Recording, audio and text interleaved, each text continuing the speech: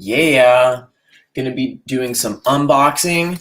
I'm gonna be unboxing some stuff. I'm gonna be doing some tests. I'm gonna be nature journaling some flowers, drawing some other stuff, talking about some gift ideas that you can get yourself for Valentine's or you can get for that special person in your life, and sharing some of my pages and all of that. So heck yeah, this is going to be an awesome Valentine's Day special show. Really looking forward to it. Post any comments or questions, things you want to see more of. And the first thing I am going to do is I am going to draw a big old heart on the cover of my nature journal. Oh, my camera's out of focus. Oh, it's Jackson there. And I'm going to show you how to make patterns on the front of your nature journal. You can see here I've done it on this one. Sorry, my camera's out of focus. That should come back into focus pretty soon. And I'm going to use one of these paint pens, a silver paint pen, just to put the title on the front of my journal here. Let me see if I can get that camera to refocus. Maybe I'll put it on to the document camera while I do this. And this year, my Valentine's is actually nature journaling and the nature journaling community. So I'm just going to draw a decorative heart here on the front of my journal. If you joined in the other day, you saw that I organized all of my journals recently and came up with a better system for organizing them. So you might have seen that. And right now, I'm just going to draw this big old heart on the front of my nature journal because this year, nature journaling is my Valentine's, and if you don't have a Valentine's, nature journaling can be yours too. And what a wonderful community that we have also. So heck yeah. That is a silver paint pen. These are really useful. The other thing you can use on the front of your nature journal or any type of journal is these Posca paint pens. I've had a little bit different luck with these. They're not always, the Posca pens aren't always, dependable the way that I would like them to be. So the first thing I'm going to do is, now that I did that, make sure that's dry a little bit. I'm gonna do a lot of different things today. I'm gonna nature journal some cool flowers, talk about some gifts that you could get yourself or your loved one this Valentine's. I'm gonna do some unpacking. Look at this. I even have a package that came from Japan. It took a long time for this one to get delivered, and I'm gonna open up that one. Got this other thing I'm gonna open up here. Gonna test out a new pen that one of my Patreon patrons gave me. Really excited to test that one out. And another package that I might open here, and a contest around this one. So really excited about that. But first thing, like I said, I'm going to share this page from last night. You might have seen on my Instagram, I posted a little photo, but I went on a little nature journaling adventure last night and was in the tide pools at night. So there was a low tide, a -2 tide last night, really low, and it was super fun, but really extreme conditions. So if you've seen my nature journaling before, then you know that I like nature journaling in extreme conditions. And last night it was 20-mile-per-hour gusts of wind. It was really cold, and we're in the intertidal zone during a short low tide. So you know that can be crazy, and it's dark. So like putting my stuff down was a pain, but I got some footage. I'm gonna make a video of that coming up soon. So just want to share that with you today. And now I'm gonna talk about a couple of Valentine's gifts. You probably already had to get your Valentine gifts already, but if you're your own Valentine, then it doesn't matter if you get them a little bit late. So let me just show you a couple ideas. Some of them are kind of funny and some of them are kind of serious. First thing I would recommend is if you're getting something for yourself, this is probably the coolest thing you could get for yourself, and it's the John Muir watercolor palette. So if you want to be really nice to yourself this Valentine's Day, and maybe you don't have a Valentine's, or you're feeling kind of lonely, or COVID is kind of sucking, if you want some shopping therapy, get this watercolor palette for you. It's the best. You've seen that I've reviewed it. It's John Muir palette. It's great. Hopefully there's still some in stock, but if you want a serious present for yourself, get that one. The next thing that I would recommend, and we might get a chance to draw these today, is orchids. I mean, orchid flowers last for so long. This is the second bloom on this one. It's been about a year since I bought it. This is the second bloom. You could draw these any day of the week if you're at home and you need a nature journal something, and you're not getting out these days. They're pretty easy to take care of. Most people actually overwater them, and that's how people kill them. So make sure it's not sitting in water. But this would be a great Valentine's gift for yourself or for your loved one. It's probably not too late. If they didn't get mad at you already, you could probably still get one. And then if you're more into like weird stuff, get yourself a carnivorous plant. I mean, what a great symbol of love as a plant that eats bugs. And whether your partner is into that or not, maybe just get it for yourself. Anyways, Tamara's saying that there are none of those watercolor palettes in John Muir Law's workshop right now. So sorry about that. But like I said, if an orchid is too boring for you or for your loved one, get a carnivorous plant. And these Nepenthes are super cool. I love these. I've nature journaled them a million times. One of my favorite things to nature journal. This one obviously is a little bit more expensive than the orchid.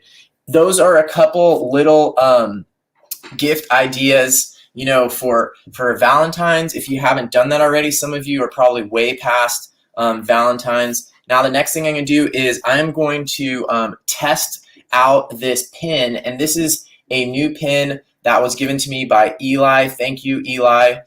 I'm going to switch onto my document camera here so you can see this better. And the first thing I'm going to start out nature journaling today is I'm actually just going to do some copying. And I really recommend this, actually. I think it's a great strategy. And I've got two books right here. And if you haven't seen these are designed basically to be study guides. And there's a whole series of them. These are the only two that I've looked at.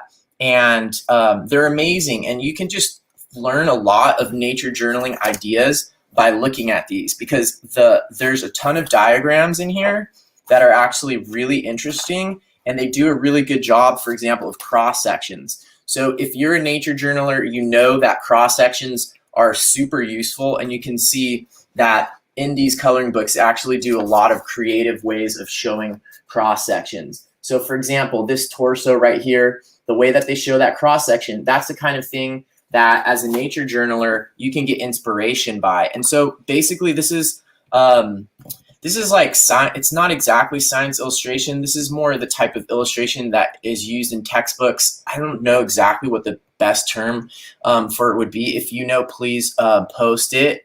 And what I'm going to do right now is there's a really cool diagram of a heart in here. And so I'm just going to practice drawing, basically copying this diagram or getting ideas from this diagram. And I'm going to do it in my sketchbook here with this new pen that I'm testing out. And I think copying stuff from books like this, there's also more really cool diagrams of the heart in here. And what a perfect thing to practice drawing on a day like Valentine's Day. As nature journalers, we need to be a little bit more accurate than just drawing, you know, the traditional boring cartoon heart. So let's do a little bit of copying of this right here and see what we can learn. I'm going to use this new pen. It's a fountain pen called Preppy Platinum. So this is something that Eli gave me, and I'm really excited about it. It looks like Bettina requested to be in the live video. Let me know if you did that on purpose or if you accidentally pushed that button, because I think I've accidentally pushed that before. And I'm going to just start off with some quick sketches here. And let me move the Instagram video closer so hopefully you can see as I'm drawing along. It might be a little bit pale at first. So I think I've copied this drawing before, but I'm going to try again right now. There's a lot of overlapping shapes, so that might be a challenge. Let me see, get this ink flowing here. And let's see here. So I'm going for just some light lines, almost as if I were drawing with a pencil first. Let's see, get this up a little bit higher. I got a new set up a new way to put my document camera. It's like velcroed onto the wall. So we'll see how that works today. Oh, there's someone who from Cypress High School in Santa Cruz. Hey, thanks for joining in. That's really cool. That was a fun presentation that I gave for that high school.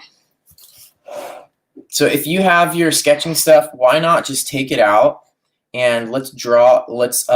You could draw something. You could have something else in front of you, or you could draw along with me. I'm basing it off of this diagram here. I know it's kind of intricate, but let's see what we can do.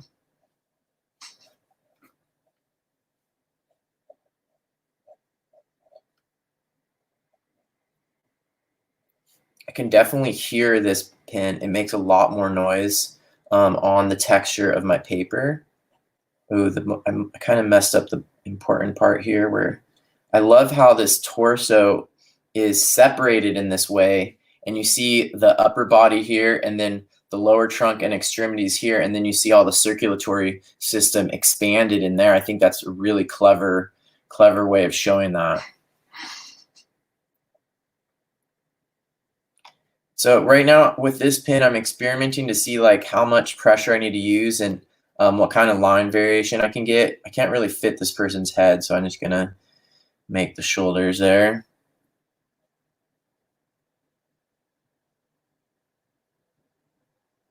I see that Linda, Jackson, and Tamara are on YouTube and Facebook watching. Hi, thanks for joining. Happy Valentine's Day to all of you.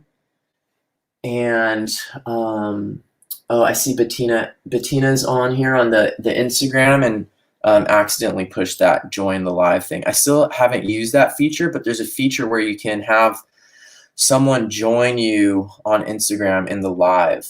Okay, so this is the part where without doing an underdrawing, I'm probably going to, it's really hard to get these kind of things right. It's like those freeway overpasses or those Celtic knots where there's a ton of overlapping shapes, and it's really challenging to get it in ink without doing some sort of underdrawing. And right now I'm not going to get OCD about any of that. I could do that later. I'm just kind of doing a little bit of copying to get my hand moving, and once my hand is moving, I can do my own nature journaling later. And I'm going to do some fun stuff. I'm going to dissect later. I'm going to dissect one of these carnivorous plants right here and see what's inside. Maybe you've seen me do that before. I think I did that in an Instagram video before, but I'm going to dissect that and nature journal that. But for right now, I'm just testing out this pen and drawing a heart, which is fun, and getting my hand moving, because just getting your hand moving is really, really critical. The other thing I could do would be to see if this is waterproof, like test doing watercolor over this. I can't remember if Eli said it was waterproof or not. I'm noticing that my drawing technique is leaning more towards sort of like scratching drawings and less like long fluid strokes with this particular tool. I think I often tend to draw that way anyways, but I'm noticing it more with this tool. So that's one thing to pay attention to when you try different materials. Whereas like with a brush pen, I think a brush pen pushes me to try to do these longer strokes more often. This fountain pen almost reminds me of, I did an etching class in college, and you use a lot of these scratching tools and for dry point, and it has a similar kind of texture when you're drawing with that tool to drawing with this. And that also would be something to try on different paper. Right now I'm using a medium grain surface. This is a Stillman and Byrne Alpha Series paper. And ooh, this is fun. I love drawing the way that these legs look at the bottom here. There's so much you can learn from diagrams that you see in textbooks, or even things that are on signs and stuff like that. If you look at signs at zoos or any types of educational diagrams, you can learn a lot and apply them to your nature journal. Like this is something I tried using in a drawing of a prickly pear fruit getting cut open. You can see that there's a knife here, an imaginary knife cutting this thing into cross section. I guess here it's cutting the heart or one of the ventricles into a cross section, and then you can see the cross section up here. So the person who has to think this out, that's really powerful way of moving things around in your imagination and creating drawings of them. And look at this. This is also a really cool way that this this image is superimposed on a graph here. So there's a lot. If you want to take your nature journaling sort of analytical, scientific, the scientific side of your nature journaling up a notch, these kind of books are really, really good. I highly recommend them. And you could also just be coloring it with colored pencils and then practicing copying the drawings as well, because you'll learn a lot as you go through and color it. But I think practicing stealing ideas from how they do diagrams in these books is probably even more useful than memorizing the information or doing the coloring book exercises. Here's another example where they're attaching diagrams to a type of chart.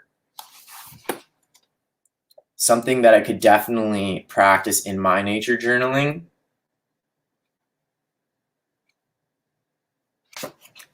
Anyways, now that I did that, I'm going to try some watercolor on top of this. I know this is so faint that it's not really showing on the Instagram. It's not really showing up that well. This is testing out that pen. It's the Preppy Platinum. I think it's 02. That might be the thing too. It's a rather fine point.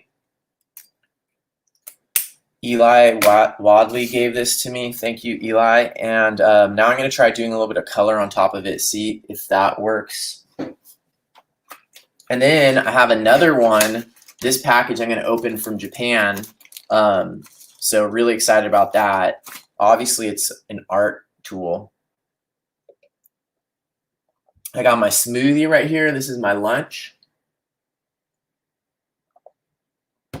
Okay. The other thing, if you want to get yourself a Valentine's present and you don't want to spend as much money, get yourself one of these. If you don't already have one, get one. If you already have one, get another one, because it's really good to have them at 2 different stages. So like see how this one has tape on it?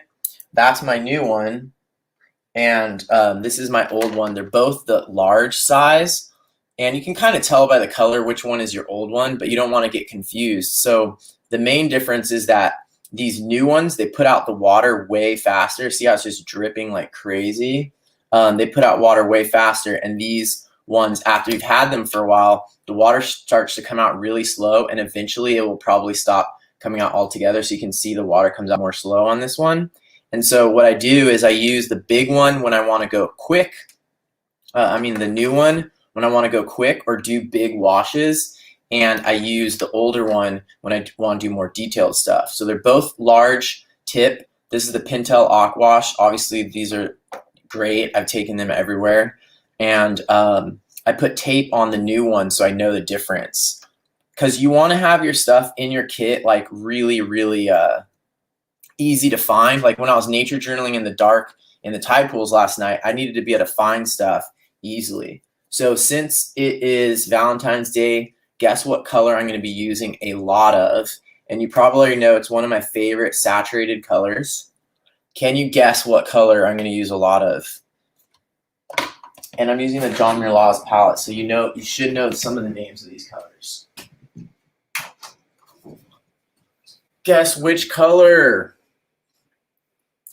Guess which color family. Maybe that's easier, okay? Is anyone trying to guess what color I'm going to be using since it's Valentine's Day? All right, should we go more this way towards this corner? No, probably not. Unless you're feeling really dark. Okay, up towards this corner? Probably not that corner either. What about down here? Here we go. Purples, pinks. Yeah, that's right. I'm going to use quinacridone pink. Going to start off with that one. I love that color. one of my favorite colors. And this color chart was one of the craziest art projects I ever took on. That was, whew, I think I chewed through, oh, yeah, Suzanne Marshall guessed it, quinacridone pink. Anyways, I think I chewed through all of my fingernails like 3 times over, making that color chart. It just took a really long time.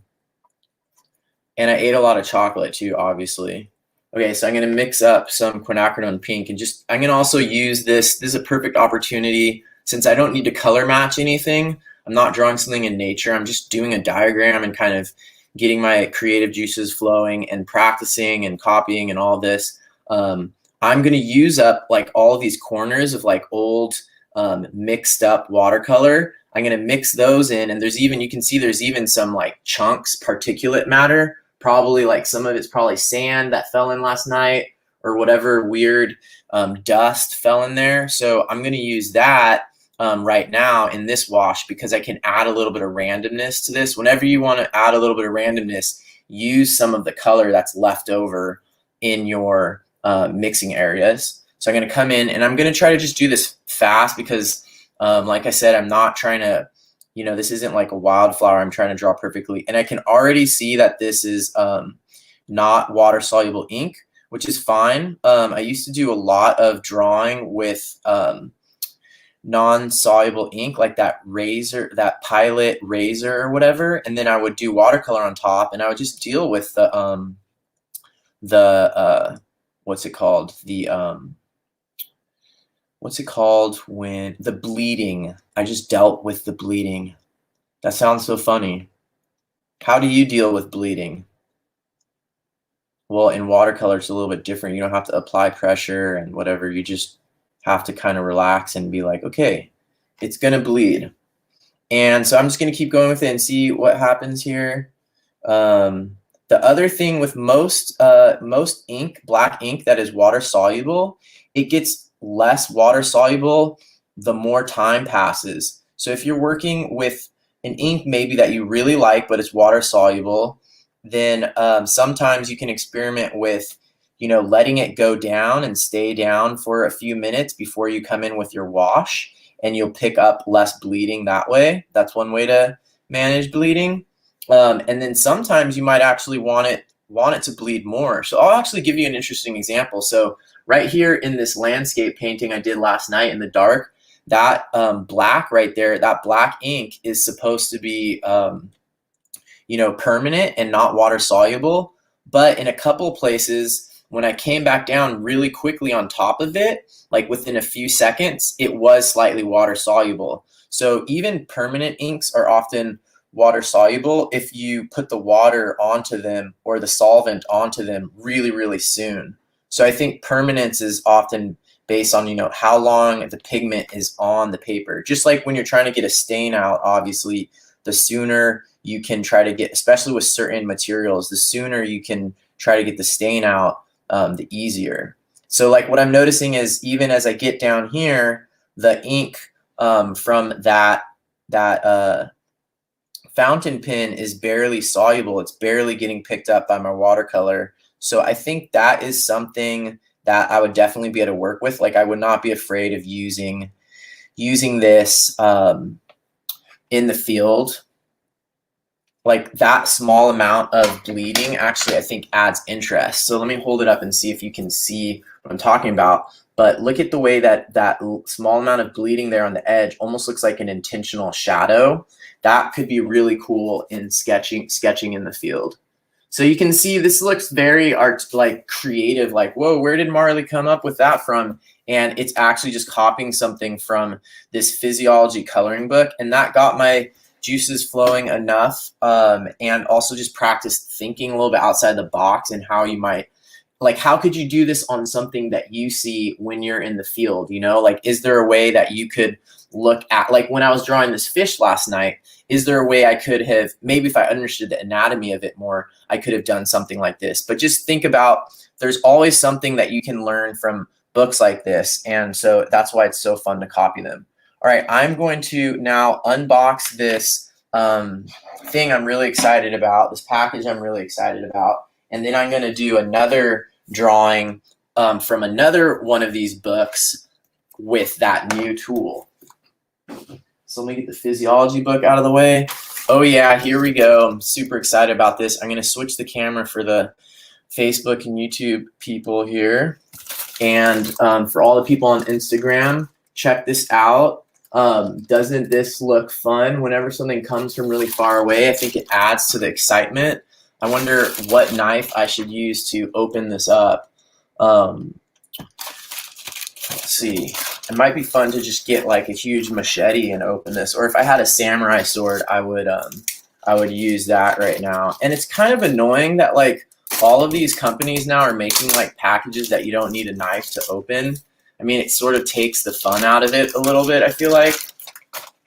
All right, if you saw my last interview, then you might know what this is already, because I interviewed Maria Ermolova-Terada in Japan, and she nature journals in a bunch of different languages and does great calligraphy and also really cool botanical drawings. And I asked her what materials she used, and she told me she uses this Fude Demanen pen.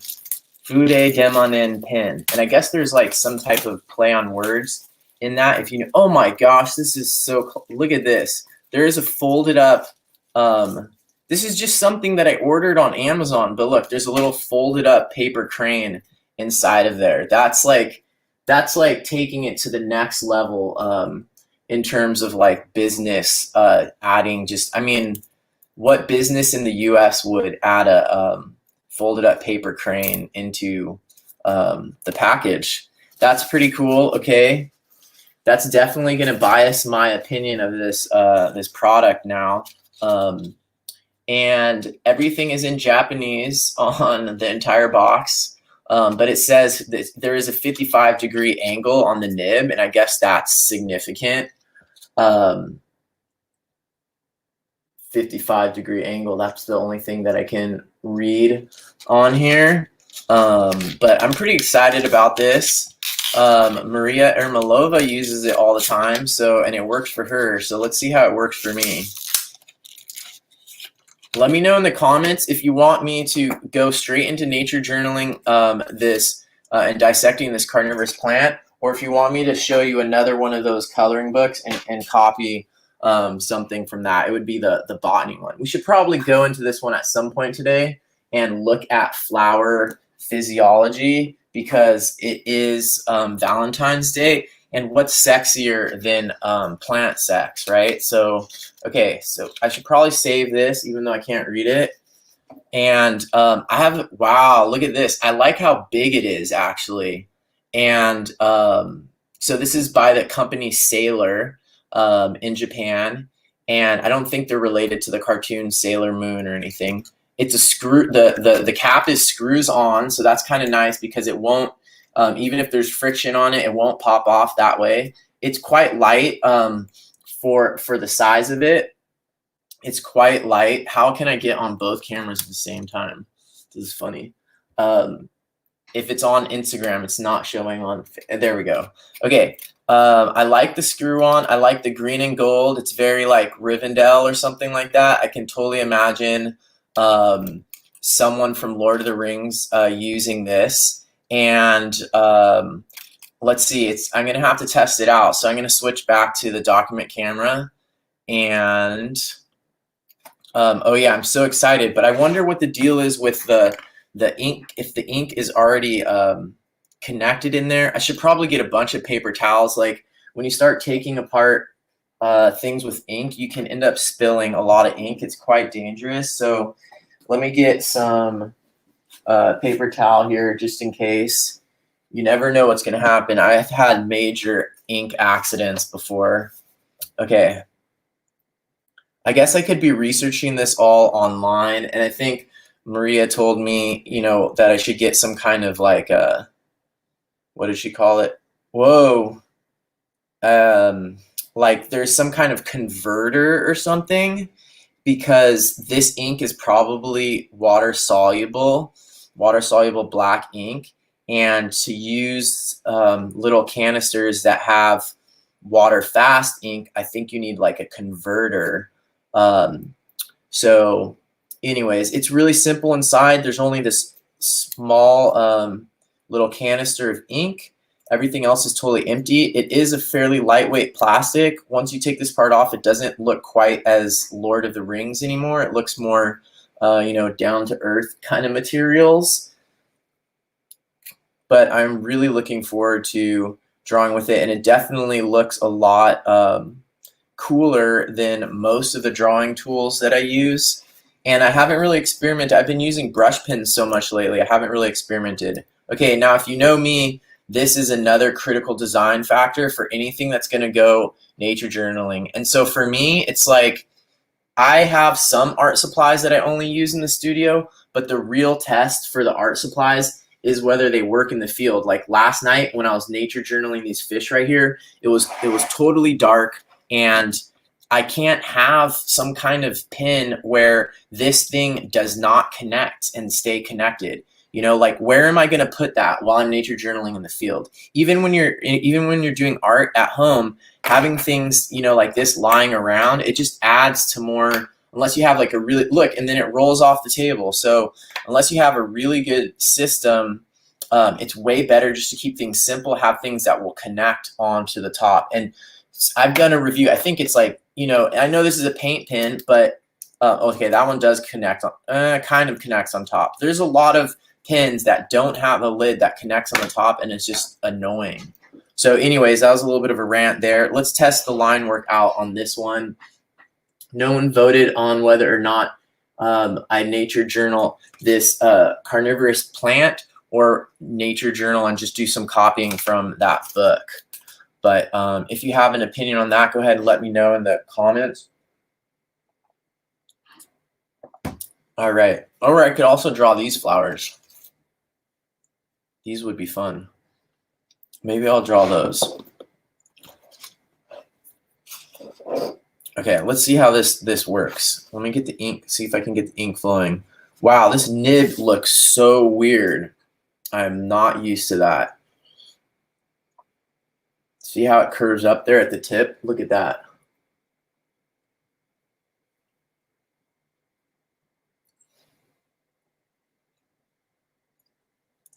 Okay. All right, I'm going to do the plant. Suzanne Marshall voted for the plant. Let me get the clips on my book here. All right, maybe I'll just go straight into, this is more Valentine's-y, but I think I'm going to just go straight into dissecting this carnivorous plant.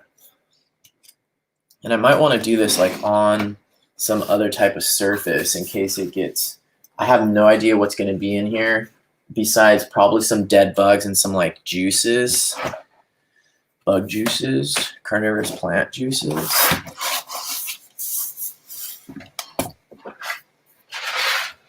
Okay. Oh, cool. Suzanne Marshall is nature journaling some tulips that someone gave her. That's awesome. All right, that looks really dark. I think it will actually look better on something light. Yeah, I'll just start a new page for this so that you all can see this better on a light surface. Here we go.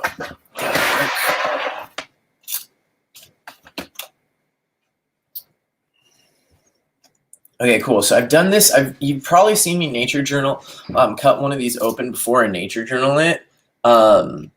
If you have, don't give anything away. But I guess it's probably different every time. These ones are from my own garden instead of the ones I did last time we were growing at OAEC inside of a greenhouse. So this should be quite different, in fact, because the bugs that would be around, I think, I would expect it to be different. Let's put it that way.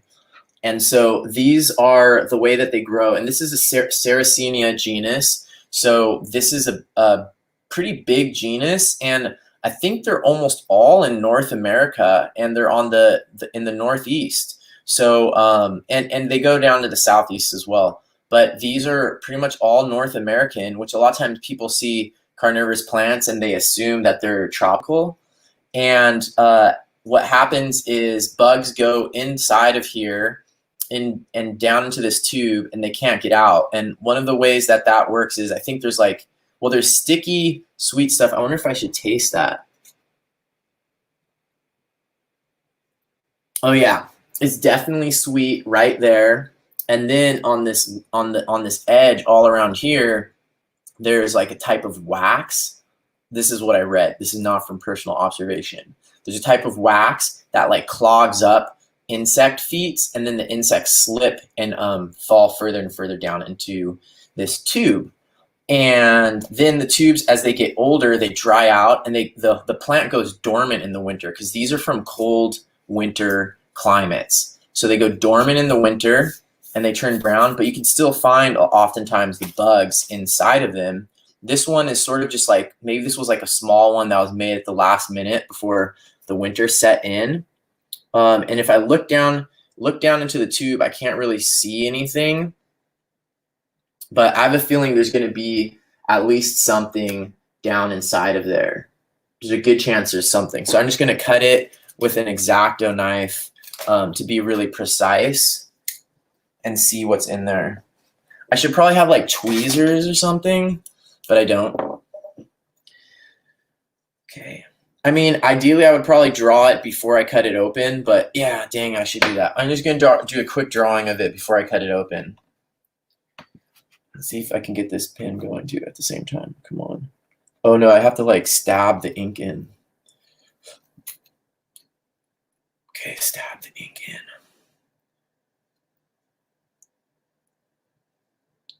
There we go. So I've never used this one before.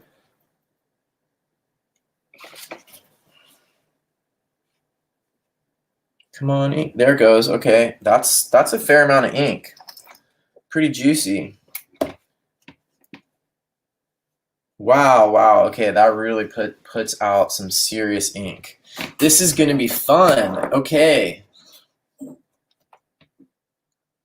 Wow, dang. Okay, no joke.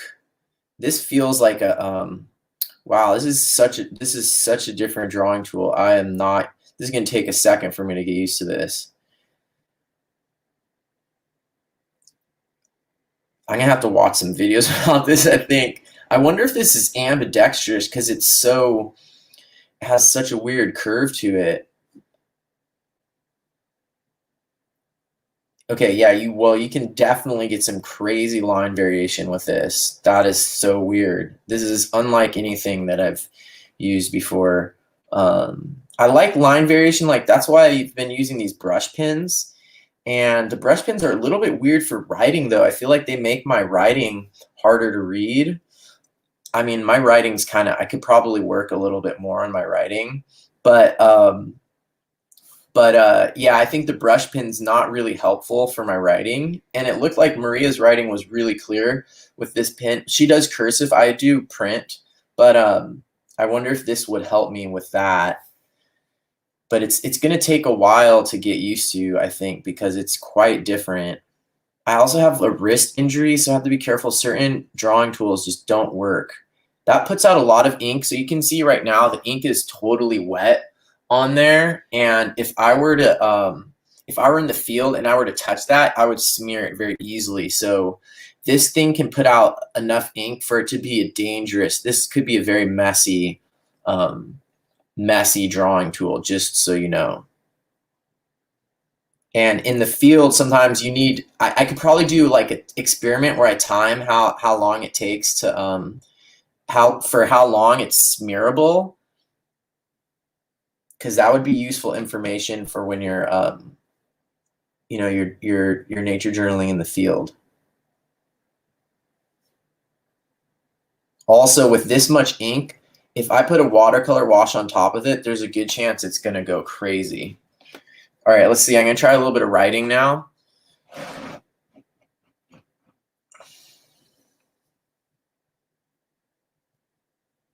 Cursive block letters.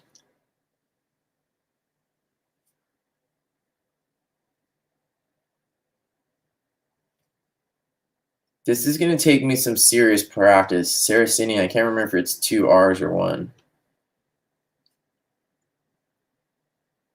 So I'm trying to do italics and bubble letters at the same time. Oh no! And talking at the same time, and that's why I misspelled it. I hate when that happens, but That's the kind of thing back in the day I would have gone crazy and would have stopped drawing and nature journaling for the whole day.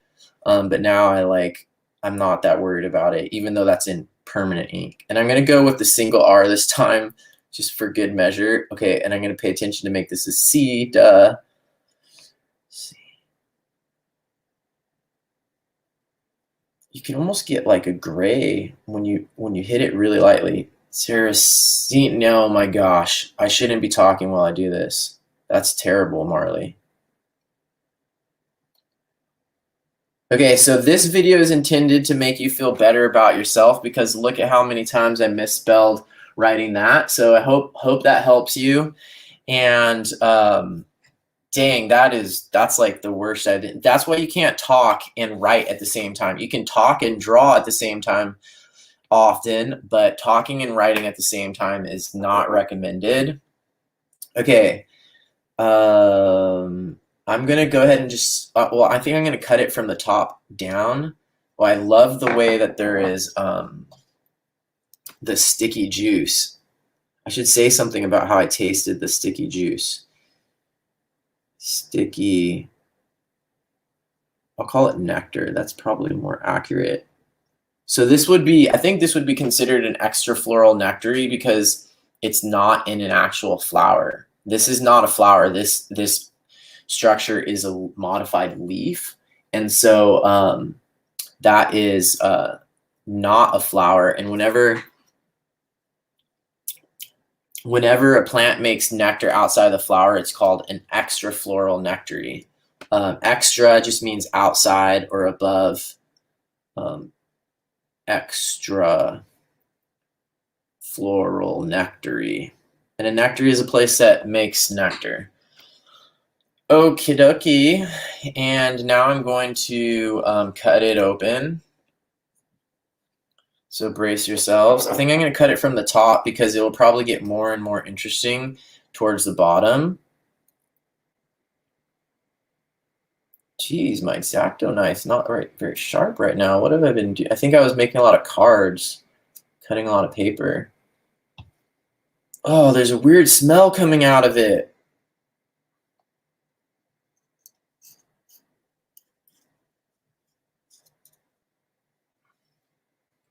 Okay, not seeing. Oh, it smells bad in here. Oh no. It must be the decomposing bugs that are smelling bad in here. See, I'm not doing a perfect cut, but hopefully that won't be too hard to draw. Who cares? It smells bad, but I don't see any bugs yet. Oh, there we go, okay. Ew, I was so glad that I have this thing to put stuff on top of this this thing down here. All right, I'm gonna bring down the light, the camera here. So you can start seeing down here, there starts to be a few bugs. Let me bring Instagram camera closer. Hang in there, Instagram people. This is going to be a very precarious setup, but let's see if it works.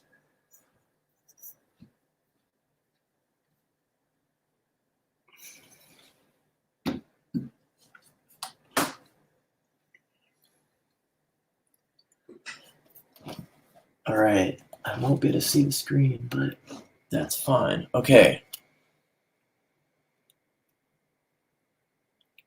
I won't cut myself, Colin. Don't worry, but that would be really interesting if they could, I guess maybe like the dead bugs getting in. Okay, down here, it seems like it's almost too closed up to be able to hold any of the bugs, but let's see. Ew, they're really quite digested. Ooh, I need another tool, like for, don't use your like fancy art tool for like poking bugs, and don't use your pencil either. You know, that's not a good thing for that. Ideally, you'd have something else in your nature journal kit for things like that. I think I'm just going to use the tip of this little zip tie here. but I think I can identify, I think I have enough visual here to identify this as a pincher bug. Oh, it's quite digested though. I can't even tell. Oh no, one of those is there's a syrphid fly in there. Can't tell what the rest of those are. I probably should have dissected this earlier in the season. Oh, I see Monica. Hi, Monica. I probably should have dissected this earlier in the season, but I can see one of the things there is a syrphid fly. So at the very least, I can make a inventory. And the other one, I called it a death toll. Maybe I'll just call it a death toll because that's more dramatic.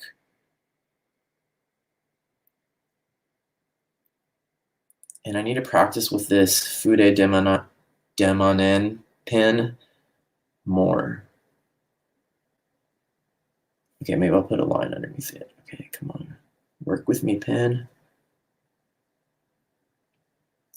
Okay, death toll. So the first one is the only one I can really identify is, oh, maybe there's two.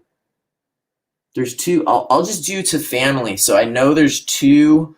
¿Cómo se llama? The Hemiptera, the flies. No, it's Diptera. Gosh, why am I blinking? Okay, that is the important taxon to know. Is just if you know the family, that's already a huge narrowing down and really useful information. Knowing the family. Actually, this is in order. Sorry. So knowing this taxon in insects, just knowing the order is important. In plants, knowing the family would be the relevant taxon to know. And so just getting it to Diptera, and then I can't tell what the other ones are, and I actually don't know what the earwig family name is, but I'll just write. So I'll write a question mark, earwigs, and then under this I'm gonna write. I know it's Diptera, but I'm not sure if they're Syrphidae, or if it's kind of like a mosquito. I don't know what that would be. Mosquito.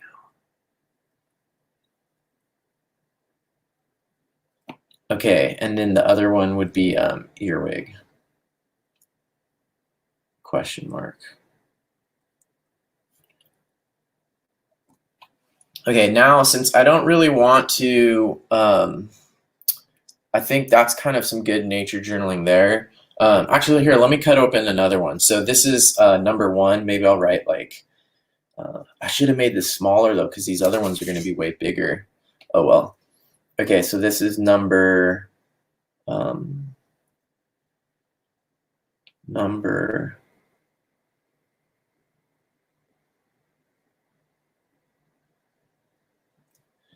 one. Okay, now time for number two here. Get that one out of the way. This one's way more broken down. Oh, I should have done a small version of it here with my other pen. I'll do a small version of it cut open. Wow, so different. Okay. This one I can get super accurate. Look at that.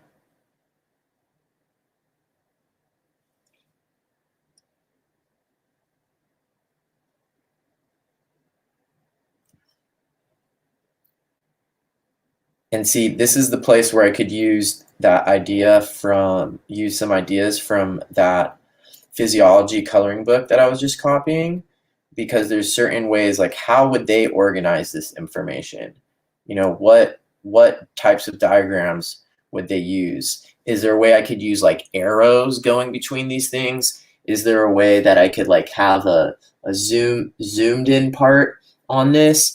And what would they do in that book? So while you're nature journaling something like this, if you really want to be an intense kind of student, you could go back and forth and be like, just go on your bookshelf and be like, well, what things do you have? Like, even if you have Leonardo da Vinci's sketchbooks, take them out and like look at what types of, what types of arrows do they use? What types of simplifications or cartoons do they use? What are some things that you could incorporate into your own system of nature journaling and drawing? Like what types of arrows, for example, like look at that arrow right there. Is that something that you would be able to steal?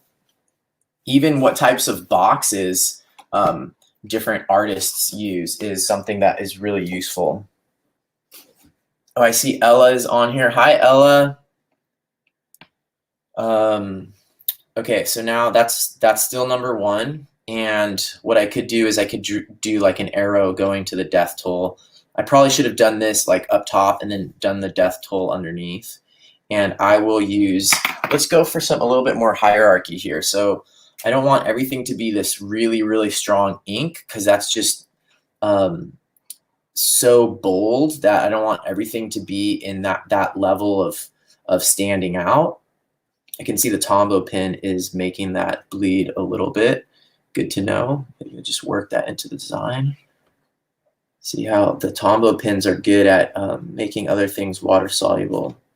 Well, they are water soluble themselves. Okay, so then I've got this one here, the smaller one, and I could draw like, you know, a hand cutting it open or something, and then an arrow pointing to the box, but you can't really see it that well. So, I mean, it wouldn't fit in here that well. I guess maybe I can make the arrow come in this way. Yeah, let's do that. And does it matter? Let me use the finer pin for this. So let me use this one. And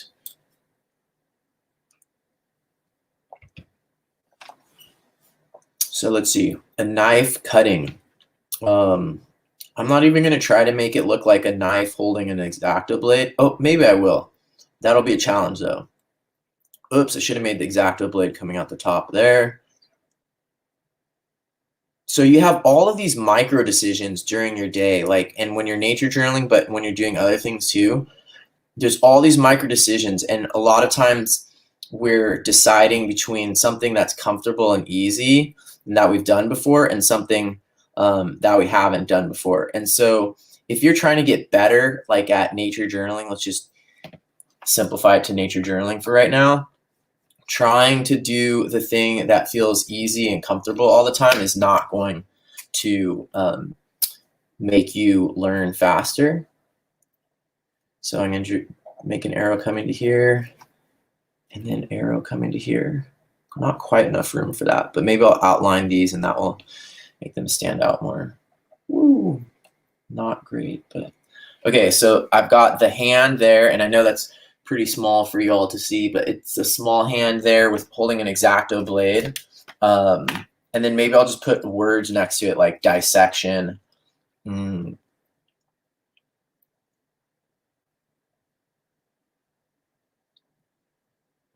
I'm trying to create a hierarchy now of, I have this bold black, I have this quite pale gray, and then I have this very fine black. And so trying to have an intentional hierarchy with those kind of things is super important. So let's see, what am I going to do next? Maybe it's almost time for chocolate. I think I'm actually going to do a little bit of commentary on my misspelling up here. And this is what I call venting. And I teach this to teenagers especially, but everybody can use it.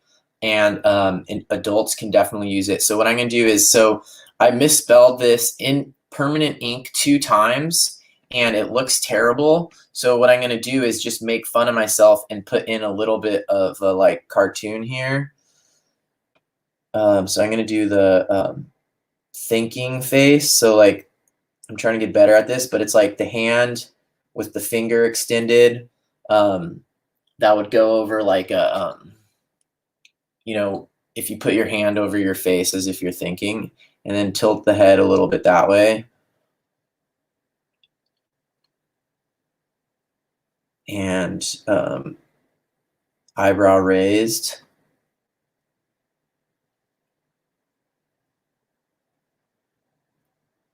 Whoa, okay, I got kind of weird eyes, googly eyes going on. Remember, I'm using art tools that are new for me today. And then I'm going to put a little thought bubble And if you do this while you're nature journaling or while you're drawing, you let out the frustration, or if you make a mistake, or if you're feeling tired, or you're feeling depressed or whatever, you let those things out onto the paper, and then it's easier for you to go on with the drawing afterwards. Usually I'm doing it quite quick. Now I'm moving slightly slowly because, because I'm talking and everything like that. But you can do this quite quick while you're nature journaling or while you're making art. You can do this on a separate piece of paper, and just it helps you move on. So I think all I'm gonna put here is like, let's see, don't write and talk at the same time. Spell and talk. Multitask spelling.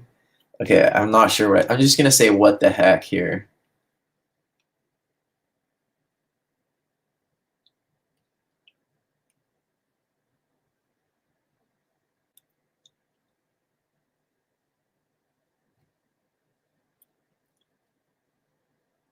Okay, so the lesson here is that you can't do two verbal tasks at the same time, because those require your prefrontal cortex, and you can multitask if one of the things you're doing is like something that can happen in your basal ganglia, which is where you learn routines like driving a car or flossing your teeth. But you can't talk and write things out at the same time. It starts to become problematic, and that's what happened to me while I was trying to spell that. Anyway, so this is an example of venting right there. And that's what you can do to just, when you make a mistake or something and things aren't working, you can do that. If you're feeling frustrated, or even if you're feeling happy, or you're feeling depressed, anything you're feeling that's affecting your drawing or your nature journaling, you can just write it down here and you're fine.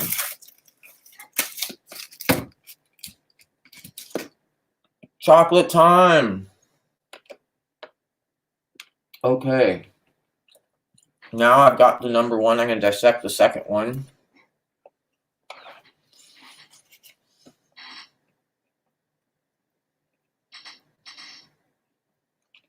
These plants are pretty easy to grow as long as you have access to distilled water, or reverse osmosis water, or rainwater.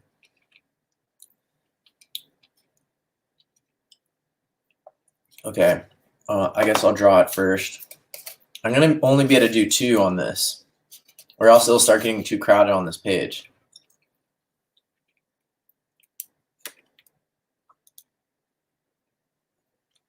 Facebook user, I don't know who that is, but they're saying that they use watercolor ground to fix a mistake. I've never used watercolor ground before, but I'm assuming it's an opaque. Oh, maybe it's what you put down before you paint a watercolor onto a certain type of paper. I'm not sure. I'm assuming it's an opaque thing that you can paint over mistakes. It is possible to do stuff like that, and I don't generally like the way that it looks. But obviously, if I was doing this for like some kind of thing that I needed to scan for some commissioned piece of work or whatever, then I might do that. I tend to use these as use those types of opaque whites for highlights sometimes, like when I'm drawing water or waves or eyeballs. Okay, I'm gonna draw this one, and then I'm gonna cut it. I could do a measurement too. That would be more nature journaling of me, but right now I'm kind of just having fun and experimenting with some of these different art supplies that I got. It's all crazy top up here.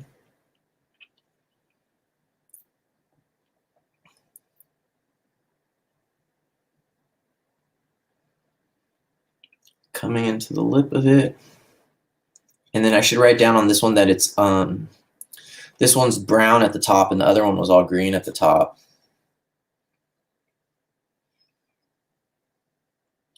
And let's just say that's the line there that it turns brown at.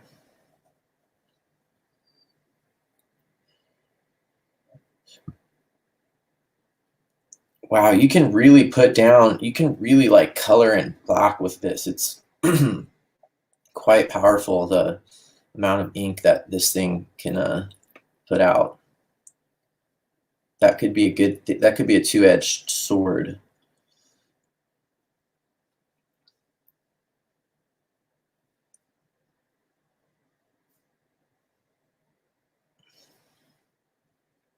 Since this is a diagram, I don't want to get too into these textures. These textures on this kind of a plant can be super distracting, but I don't want to get too bogged down with that,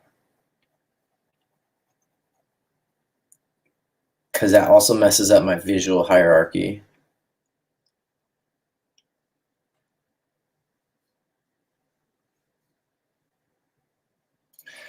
Okay, and then let's see, this one is all green. I should write somewhere on here, all green. This is going to definitely take me a while to get used to. It's quite different from what I'm usually using. And this is all green.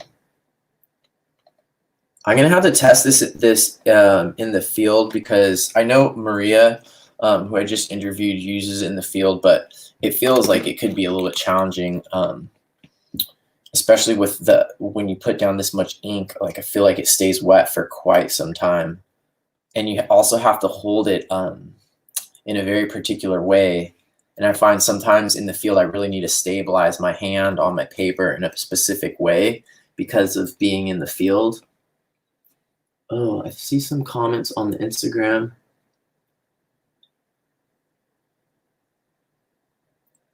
Terrapen Studios is talking about Daniel Smith's ground, watercolor ground, and Lengthy Books and Little Bairns is here.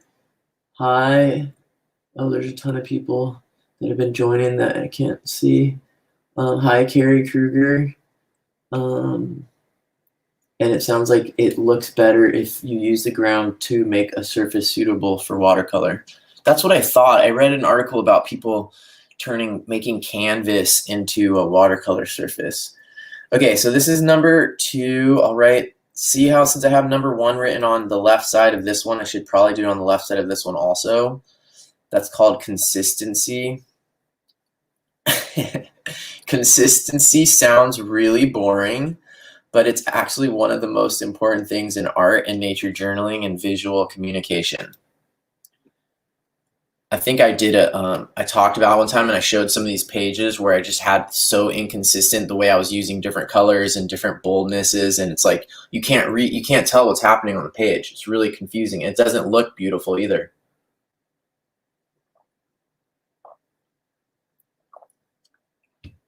Sorry, I had to drink a little bit of smoothie because that's what I'm eating today. All right, let's see. Okay, now I'm going to open it up. Are you ready for that? And this time I'm not going to draw that dissection, that little dissection drawing. I'm just going to go ahead and open it up. These bugs that I took out of the first one have sort of dried up down here.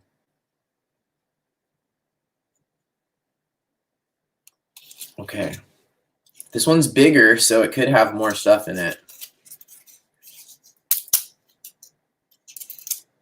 Well, it feels totally different cutting through the brown part. Let's see if this one smells. The last one smelled really bad inside.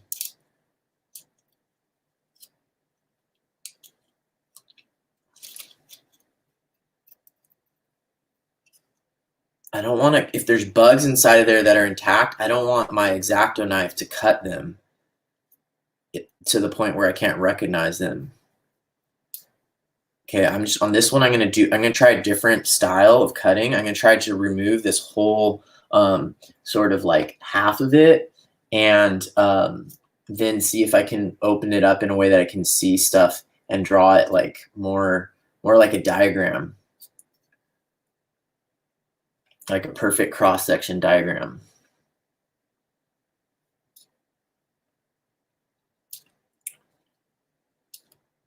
Oh, come on. Oh, I felt something there.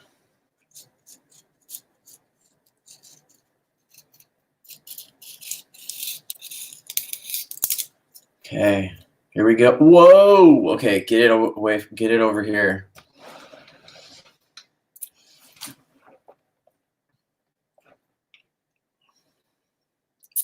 Oh, this has some totally different, whoa.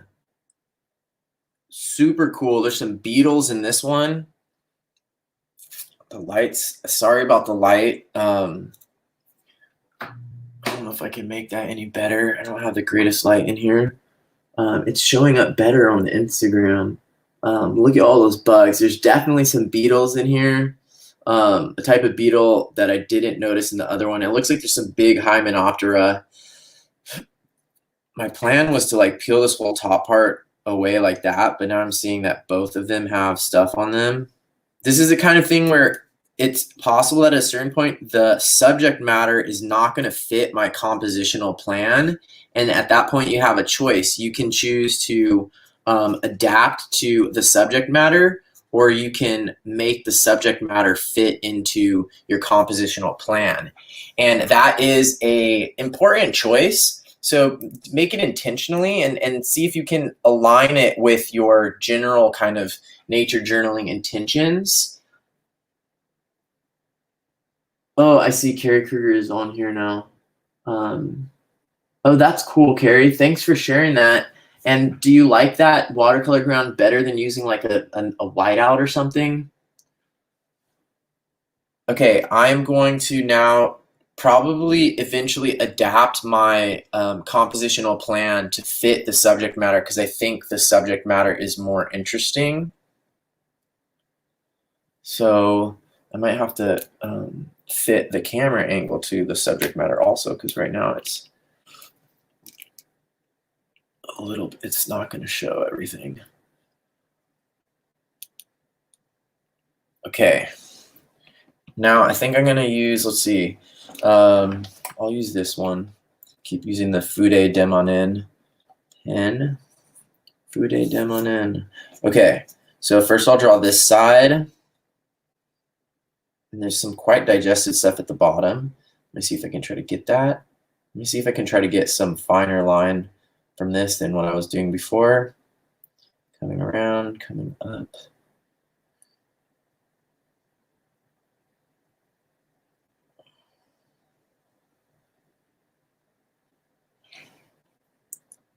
Okay, there's a lot of just kind of this stuff down here. Then there's like a pretty quite well digested one here. Oh, I should do something to show that, signify that this is cut in half. And maybe kind of funny using two different pens like this, but so now I'm showing this is the wall sort of. It gives you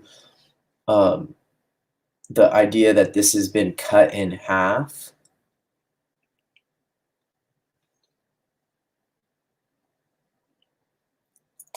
The brain usually understands that. You could also add some other things like these kind of curved lines in here.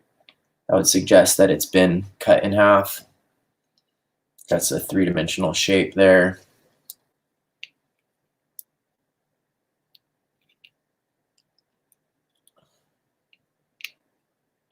Okay, so there's some little bugs there, some bigger bugs right here, and this one looks like quite a bit more of a carapace there that I can see. And I'm not showing up on the Instagram right now. I think I need to back out the Instagram a little bit further again. Hopefully that will work.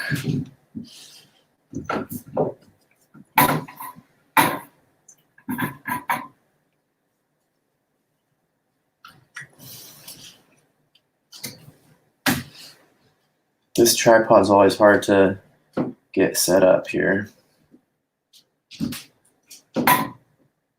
But this is definitely way easier than it was last night when I was trying to nature journal in the dark in the tide pools next to the ocean. So I can't complain too much. Oh, I see Bella is on here. Hi, Bella. Okay, so now I'm going to keep trying to draw the bugs on this half, and I should make an arrow coming to it as well, and then I should do another list of all the things that I find in it if I can guess what they are at least. And let's see, this part does look like an earwig. That's what I seem to find a lot of inside of these plants. They eat a lot of earwigs. And I should look up what family earwigs are in, because I don't know off the top of my head. It's not one of the insect orders, not families, but orders. It's not one of the ones that I know. Okay. All right, so that's what I can see in that bit. I'll hold it up a little bit closer here, see if you can see that. There's quite a few bugs in there. Oh, look, Kate Rudder's on here. Hi, Kate. Okay, now I'm going to draw this second side because there's two, and this one that I just cut in half. So I'm going to put 2.5, and this one will be, oh no, this one's 2 and 2, whatever. And this one has quite a bit more weird stuff in it.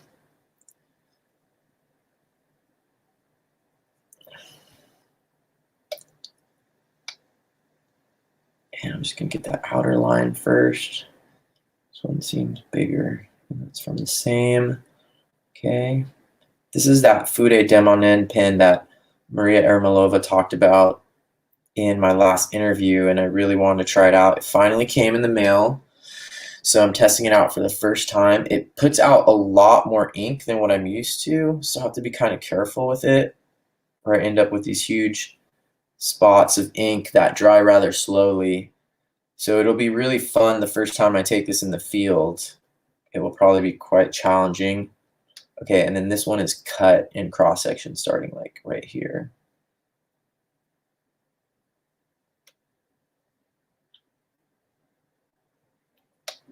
Okay, now let me try to draw. This one has more bugs on this side, definitely a lot more bugs.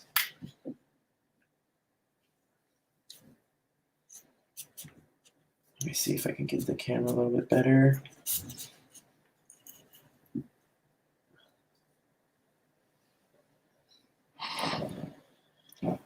Okay, and there's like an actual beetle carapace that I can see here. Oh, there we go. And these look like more like Hymenoptera. It looks like you can just flip the pin over to get the fine lines. I don't know why I didn't try that before. So you can turn with the way the nib on this works. If you hold it this way, it seems like you can draw the fine lines, and if you hold it this way, you can draw those really fat lines. I don't know if that's how you're supposed to use it, but it seems to be working right now, because I was having a bit of trouble getting anything finer.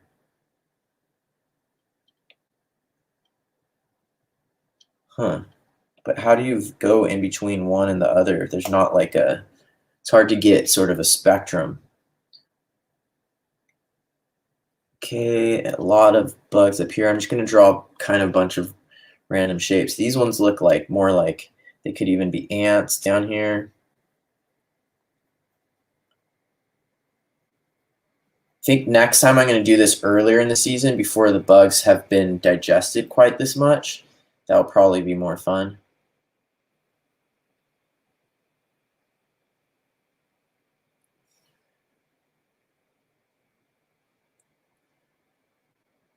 Okay, so number 2. And then I need to try to have some consistency. So since I did this death toll on the first one, I should do it on the second one, even though I haven't really left myself very much space compositionally.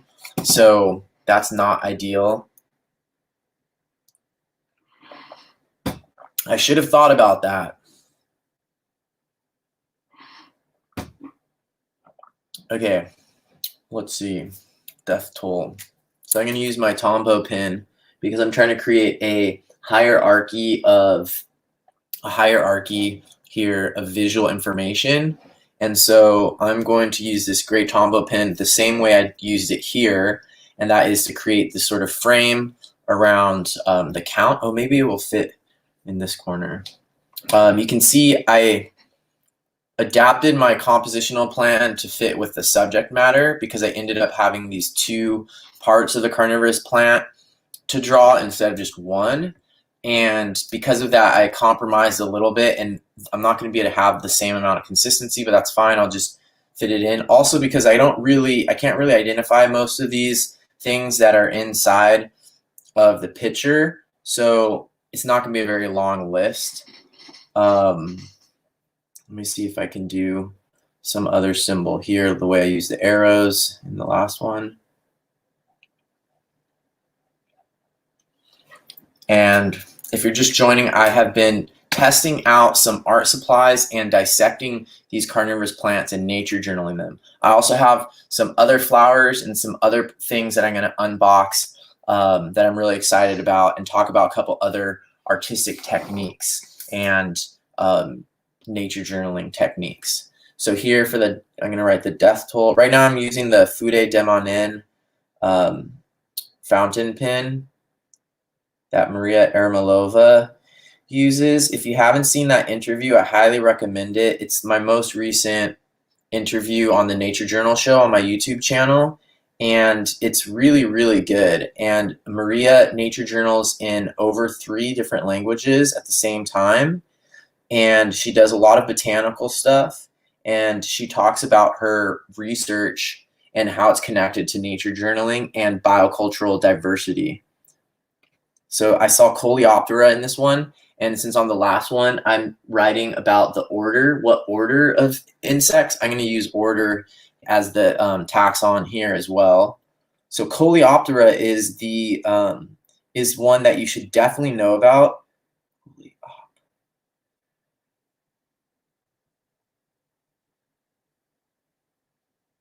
Coleoptera is the beetles, and so it's one of the most diverse groups of animals on the planet. There's just more types of beetles than like almost anything else. So really cool, really diverse, and you should definitely know the name Coleoptera, not just the beetle order. A lot of times I call it family on accident. In plants, we usually talk about families as, oh, I see one of those cockroach things in here. There's this I can't remember the species name. It's some Mediterranean cockroach. I call them mulch roaches, but I already wrote cock on there, so I can't make it mulch cockroach. Okay, mulch cockroach. How about that? Because I find them in the mulch. They're more in the mulch outdoors than they are in houses. Okay, so now I'm going to, I've got that. Let's see, what else can I identify from in here?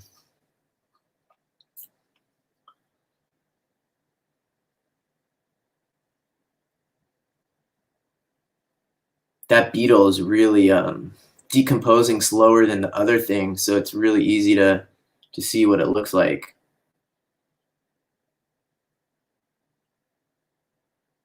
Whoa, some big fly. So I'm gonna at least write Diptera. I don't know what kinds, but there's definitely Dipteras in there. And I can't ID for sure any earwigs. That's the thing that I saw on the other one though. And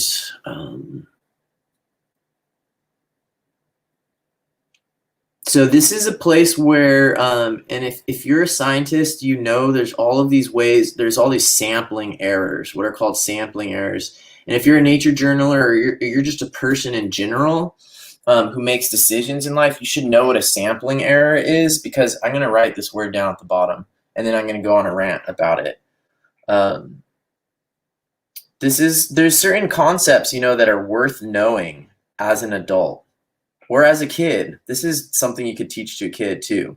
Sampling, ooh, talking and writing at the same time. Okay, sampling error is, for example, if I am trying to nature journal about these carnivorous plants, and I'm like, oh, I'm going to count how many kinds of each insect there are inside of here, and then write them down, and then I start coming up with like ideas like, oh, there's more of these bugs, there's more of those. It's super easy for us, and I notice this in nature journalers all the time, myself included. We start coming up with these ideas of like, oh, maybe there's more of those because those are pollinators, and I have a lot of flowers in my garden, and so maybe that's why. Okay, so back the truck up. making those kind of guesses is, you know, a lot of times humans succeed at making those kind of guesses, and that's amazing. But it also doesn't work sometimes, and you have to be able to notice when it doesn't work and when you're wrong, and then be able to backtrack or not be wrong in the first place. So like, for example, there's potential for sampling errors in this like little experiment or this little survey of the types of insects in here. And one of the main ones would be how fast something decomposes or gets digested in here. So there could be certain bugs that are more quickly digested inside of here. Obviously, this beetle right here lasted for a really long time and is quite intact. And there's probably other insects that, or other things that could fall in here, other invertebrates that could fall in here that don't last that long at all. And if I go through and I start counting my death toll, or whatever I call it, my little Saracenia survey, and start coming up with like extrapolating about why there's more beetles in my garden, it might be wrong. There might not be more beetles in my garden. There just might be more beetles whose carapaces survive for longer inside of this carnivorous plant. So that's something to know about and think about when you're out there nature journaling in the field. I am going to move these ones away because they're smelling bad.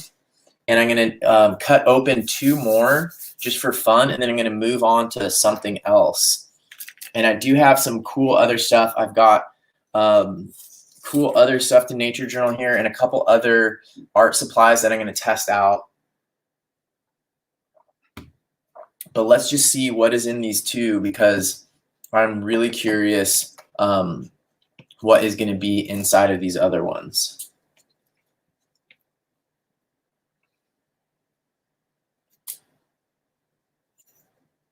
I'm going to go ahead and cut from the bottom this time.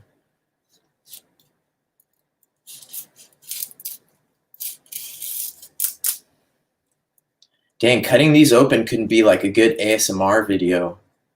Whoa, this one has an earwig tail, like the pincher part on the pincher bug. And some type of beetle, I think. Pretty digested. Oh, what the heck is that?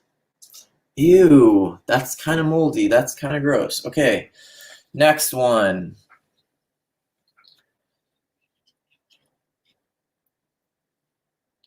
This one's really big, so there could be like a mouse in this one. Just kidding. I don't think the carnivorous plants, this type of carnivorous plant can get mice. There are other ones that probably can.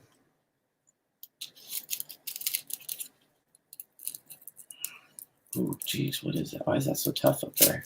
Oh, gosh, this one's going to be really full of bugs. I can tell already.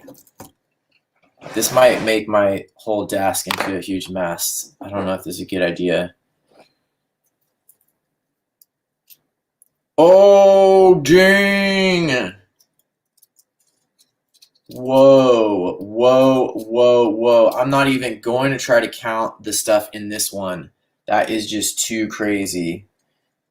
Why is the light on this camera so bad?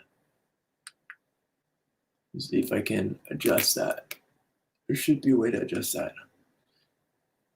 Look at that. Can you see how much more stuff there is in this one? It is just out of control in there. Look at that. It looks like there's some Lepidoptera in here too, which I did not see in the other one. There's tons of like legs. Oh, what is that? It looks like a cicada. No way. There's things in here that look like cicadas. Oh, dang. Oh, yeah, there's a moth in there in the bottom. Getting way more diversity in this one. Multiple cucumber beetles. The size of the pitcher makes a big difference. Or maybe it's the season that pitcher was open. Dang, this one is just totally loaded. Let me see if I can get the a better view on it with the cameras here. All right, first I'm gonna get the Facebook and YouTube camera in here. See if I can get a better view of that. And you can just see there's tons of stuff in there. Look, there's a ladybug, syrphid flies, multiple hymenopteras. There's one of those pincher bugs. This one's really loaded full of stuff. Okay, let me get the Instagram camera up in here. Look how much stuff is inside of this one. There, the moth at the very bottom is really interesting, and then these look like cicadas to me, part of a digested cicada. Really, really cool. So you could nature journal that for a lot longer, and you know, and if I did this, oh, I see Carrie Kruger's on here. Carrie, if you have some of these growing, I highly recommend trying to dissect them. And I think dissecting them earlier in the year before the bugs get as digested is even better because they're more recognizable. I've seen some beautiful art quality photographs of these Saracenias dissected and then photographed in a really beautiful way where you can see all kinds of bees and cool wasps and different stuff inside of them. Quite beautiful. Maybe I'll be able to find, I have a page in my nature journal where I did something similar some years ago. Maybe it was just last year, actually. Okay, I'm going to take this away. It's super messy, and I'm going to get it out of here so I can do my next thing. I'm really excited to share a couple more things with you and a couple more art tools and some fan art and some other good stuff. So let's just get these gross bugs, digested bugs out of the way a little bit. Okay. And I wonder if that camera will finally focus back in. And if you don't have that type of carnivorous plant at home, those ones need to grow outdoors, and they should be in a temperate climate. So if you live in North America, those Saracenia pitcher plants can grow outdoors. They're quite beautiful, and they need the cold from the winter, and they like heat and they like cold, but they need to constantly have some amount of distilled or very pure water. This camera is still being weird. Then you have either distilled or very pure water, like rainwater, and they have to always have some water that they're sitting in, but then they have to be exposed to the cold in the winter and the heat in the summer. But otherwise, they're easy to grow. If you live in an apartment and you want more of like a houseplant, carnivorous plant, there are the sundews, but there's also these nepenthes, and these nepenthes are really good. Oh, someone's asking me about the bugs. Yeah, they are really good in flower arrangements, but yeah, the problem with the insects decomposing inside in your flower arrangement is kind of funny. And if you look up Saracenia on Wikipedia, you'll be able to see that they grow all over North America, like all along the eastern seaboard into the southeast, and they're up in Canada too, and they're always in places that have boggy soil, wet soil. Because carnivorous plants, this one included, this one's from completely different part of the world, but they are adapted to get nutrients from eating bugs, not from the soil. So they're growing in places where they can't get nutrients from the soil, and a lot of times that means waterlogged soil. And so that's one of the weird things about growing them. If you give them nutrients in the soil, like if you put this plant into compost or something, you'll kill it. And that's part of why they need very pure water as well, like rainwater or distilled water. I use reverse osmosis water. So this is a really, these are harder to grow, but can be really cool to have at home, and you can nature journal them all year long. I keep finding more like decomposing insects on my desk, which is bad because I want to eat some chocolate right now. Okay, so my first impression about these two art supplies is that the Fude de Manin pen puts out a lot of ink. I don't know if I'm going to be able to handle that much ink when I'm usually nature journaling in the field. And I like the look of it. Like I said, it reminds me of something like from Lord of the Rings. That green and gold is really good. It feels well made. It definitely puts out a lot of ink, and that's something that I would need to get used to.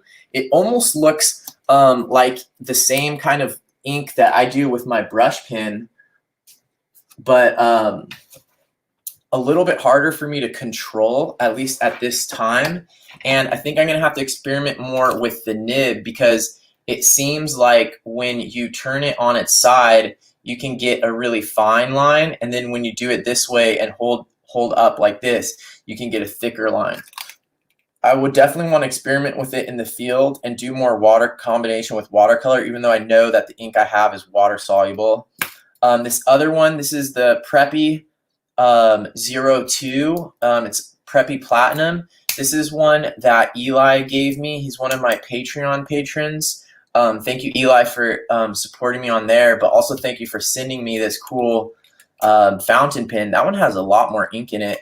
This one definitely makes a lot finer of lines. I'm gonna have to experiment with this one more as well. But if you were here earlier, you saw that I did this watercolor diagram, and with that Preppy pen on the outside, it's a little bit scratchy.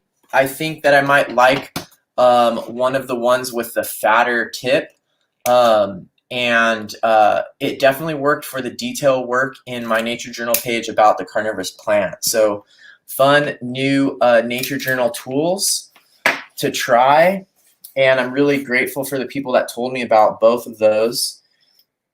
I'll probably use those a little bit more later. And the cool thing too about the Fude Demonin pen is it came with this origami crane in the package, which I thought was really special. There, I just threw it on the ground.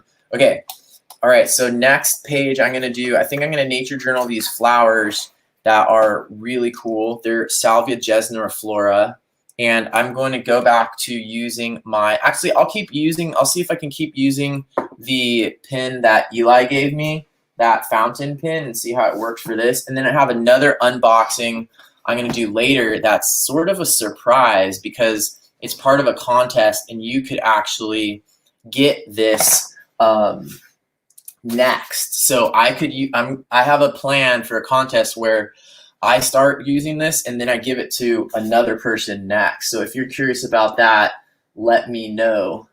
It sounds like the Saracenia do not grow in Missouri. I'm kind of curious now to look up their distribution. All right, if someone at home is on Wikipedia, why don't you look up Saracenia and what the distribution map is. All right, I'm going to switch to my document camera for Facebook and YouTube. Look at this cool flower. First, probably I would do an I notice, I wonder it reminds me of with it. I have so many supplies here that I need to get some out of the way.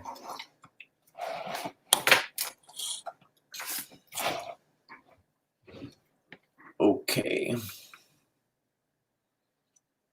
This is such a cool plant. I mean, it's has really, really neat texture and color on the stems and on the calyces.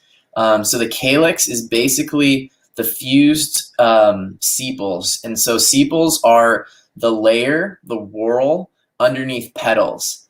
And in this plant, the petals are fused as well. Maybe you've seen my How to Nature Journal Flowers video, but I talk about that. And when the petals are fused, that is called a corolla. Yes, like Toyota Corolla, but cooler. And the fused petals form a tube. And so this plant family, maybe you know it already, it's a really good one to know, is the mint family. So all of the sages, all of the salvias, salvia and sage are synonymous. They're all in the mint family, the Lamiaceae.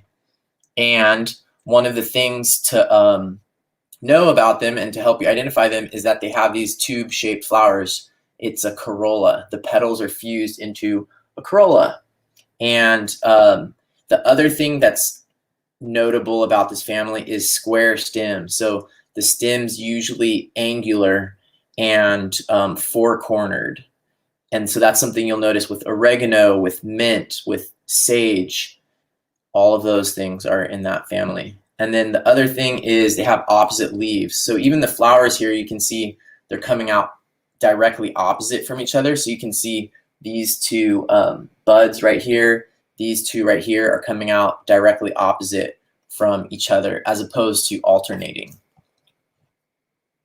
And the other cool thing is these are actually edible. I don't know any poisonous plants in this family. If you know a poisonous plant in this family, post it in the comments. But these are really cool. You can suck the nectar out of them from behind. That one didn't have any yet. It has a citrus aroma to it, and you can actually eat the whole flower on that one. Ooh, it tastes kind of like a bitter, the bitter peel of a grapefruit. So I'm going to try to get one of these flowers into like a side view. I might actually pick it and put it on my paper. These grow in my garden, luckily, not in Missouri. And even though we have had some frost, it doesn't seem to zap this plant, especially because the flowers are pretty high off the ground. And for whatever reason, this plant wants to flower in the winter anyways. It's probably a high elevation tropical species, so the day length right now is probably what's triggering its flowering. So I'm going to hold this flower and try to draw it, get like a simple drawing. And what I think I'm going to do is I'm going to do a life-size drawing of it, and then I'm going to do a zoomed in one because that's something I don't do enough. And it's got all these hairs, so.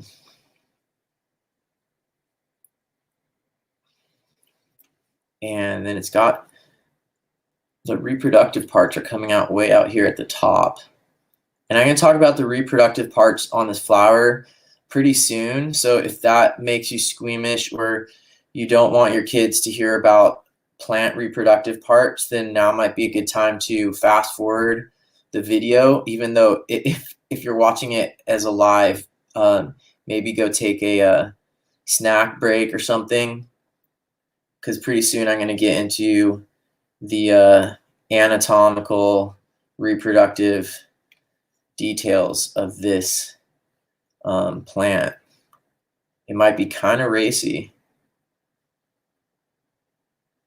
but it's Valentine's Day, so that's what we should be talking about, right? Okay.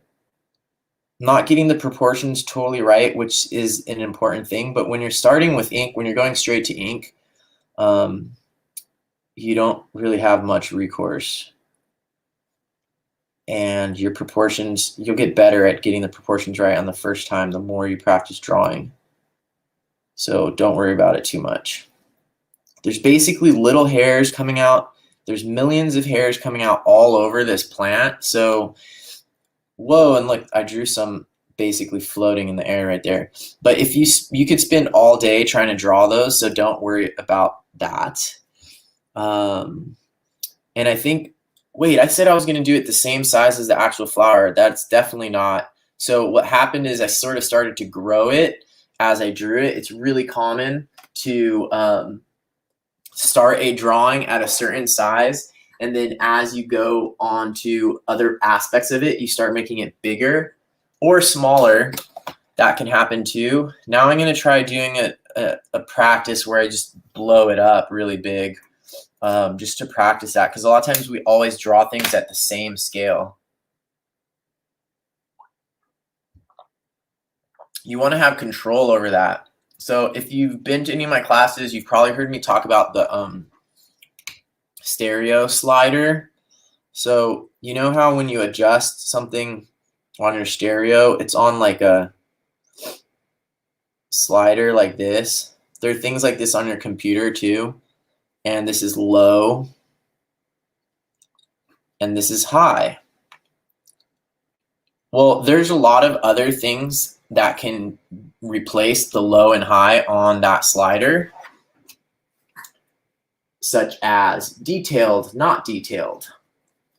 And as a nature journaler, as an artist, as a human, it's good to know that and be intentional about these things in life, because we don't always need to, you know, there could be a speed one, like doing something quickly versus doing it slowly, and being able to adjust that, because there's certain times in nature journaling where you do need to go quickly.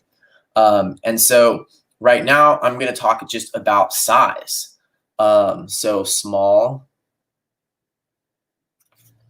big. And a lot of times in our drawings, we're always doing, we don't realize it, but we're always drawing things at the exact same scale. Let me see if I can show you an example. Here I was drawing doing these tarantula drawings, and I ended up doing them all at the same scale. And maybe there's a good reason for that, maybe not, but just being aware of that and using your slider, and knowing that sometimes just practicing adjusting and drawing something bigger, expanding, taking this flower and drawing it at a bigger size, would be a beneficial learning for you. So I'm going to use the other pen now, since this one is a little bit fatter, for my bigger drawing. That'll also create a visual hierarchy. And I'm going to try to draw an expanded version. And yes, there's like technical ways you can do this so that, you know, the proportions are just right. But do you think I'm going to do that right now? Probably not. Let's see if I can get this Instagram view a little bit better. Just so everybody knows, this is going live on Instagram and on Facebook and YouTube at the same time. So if your viewer experience is not as good as you'd like, you could check it out on one of those other platforms and see if it's better. Okay, so now I'm going to get this main long part, because what I want to do is try to get the proportions a little bit more accurate this time. This is this part up here, some hairs. And that hair came out way too fat because I still don't know how to control this tip. Okay, don't get into hairs yet. See, that's not a priority. I need to be getting the overall shape of this plant first. The angles, the proportions, the lengths. That is way more important than the details. But a lot of times we start thinking about the details really early on, and then we start focusing on them because they're interesting, they're fascinating, they're cool, they're sexy, they're whatever, and then it throws us off because they're not actually the most important thing for making the plant or whatever we're drawing recognizable. I just remembered I have clothes in the dryer that I should probably take out. Okay, now I'm going to draw the calyx. If you don't know what a calyx is, rewind the video and watch that part. Just kidding. A calyx is the fused sepals. So this little thing below the petals, below the rest of the flower. Someone downstairs is making a lot of noise. Okay, and there's little hairs everywhere. So let me see if I can do this with the pen where I flip it over and use the other side. Okay, that is working. Very interesting.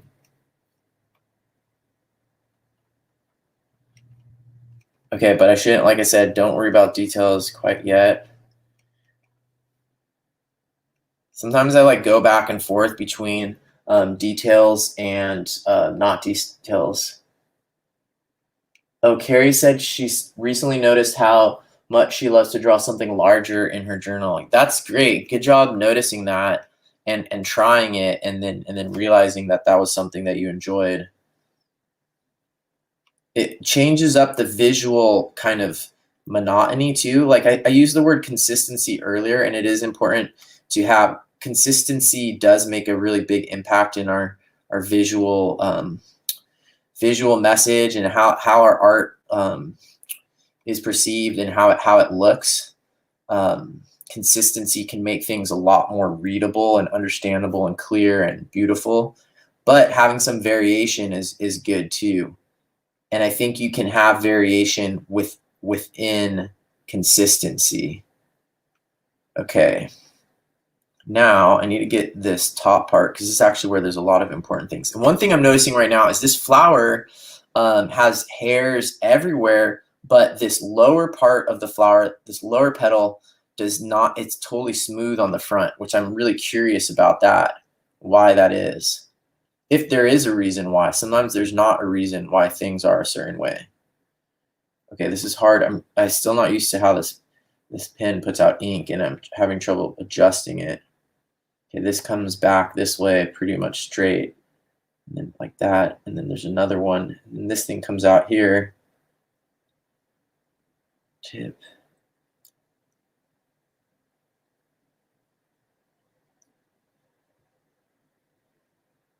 Okay, so there's sort of that part. That's kind of like all the sexy parts in there, all the way up at the top. Kind of want to draw that from an angle, but first I'm going to draw all these hairs that are coming off of this thing, and they're longer and finer.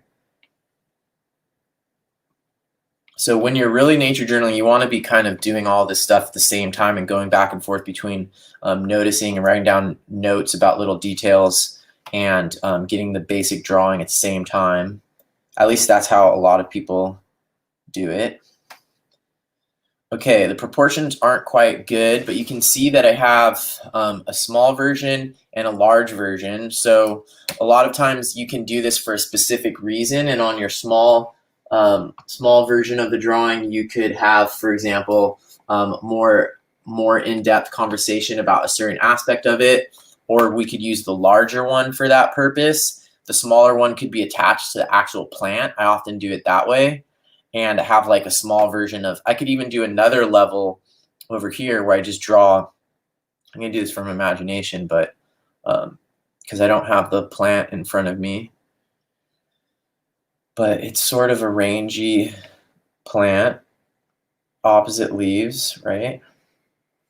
And the flowers come off in these kind of like weird inflorescence things that are often kind of like drooping a little bit. And each flower is quite large, and they are opposite from each other, so I should make sure to get that right. So when you learn what the plant families are, you learn like what are the important parts on the flower. You can know what you can fake and what you can't fake. Because like, for example, if I'm doing this this drawing over here of Salvia gesniflora, and I make the flowers alternate instead of opposite, that would immediately make anyone who knows anything about botany would know that was wrong. And anyone who doesn't know anything about botany but is trying to identify the plant might get thrown off. So I did a video called How to Draw Flowers, or How to Draw Flower Families, or something like that, on the Nature Journal show, and it talks about that for a couple of the major families, and it's really important. Okay, so I got this, then this kind of goes there, so I'm going to use my gray now. Maybe I'll use this gray because I like it so much. This goes up, zoomed into that size, and then this zooms in one more time.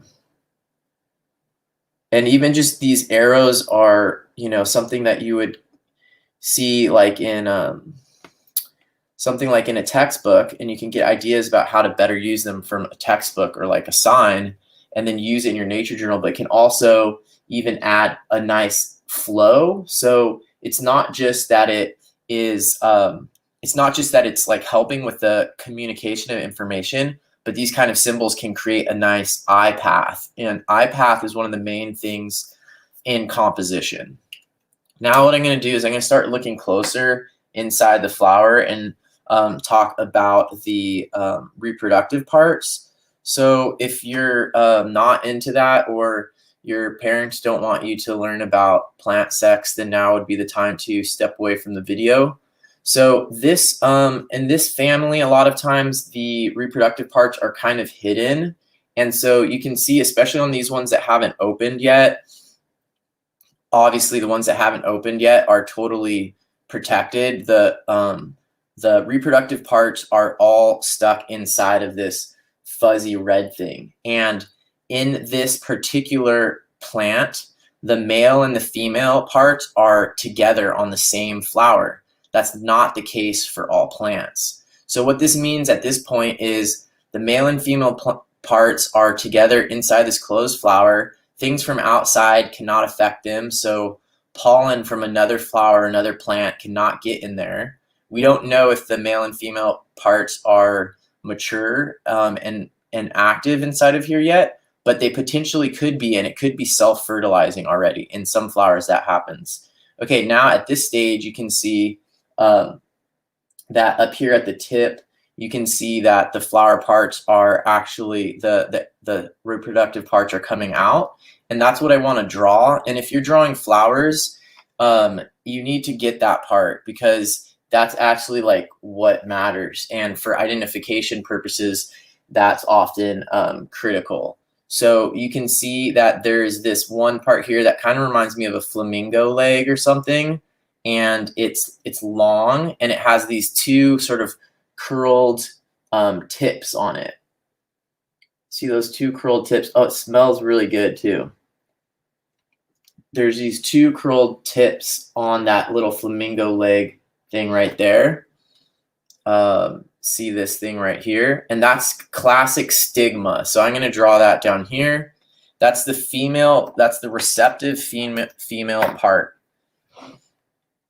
that receives pollen. And one thing you'll notice is this, oh, I just shot pollen everywhere, whoops.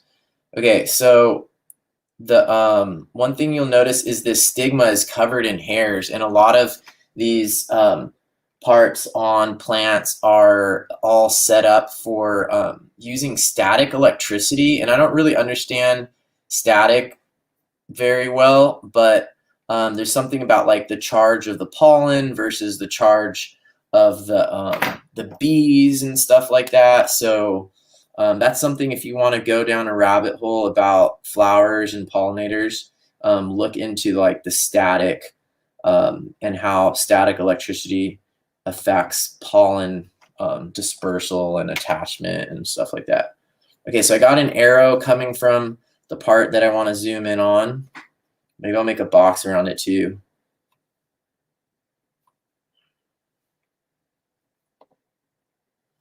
Okay, and so I'm going to show first the stigma. Still getting used to this pen that I'm experimenting with today, the Fude Demonin.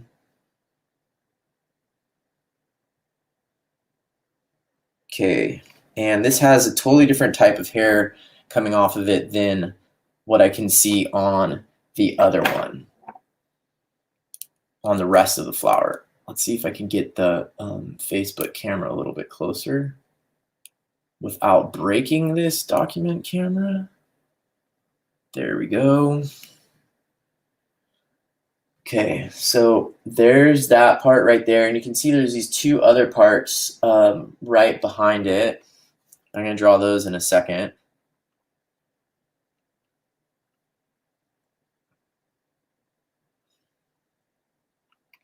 And this is the, maybe I should use gray for all my writing.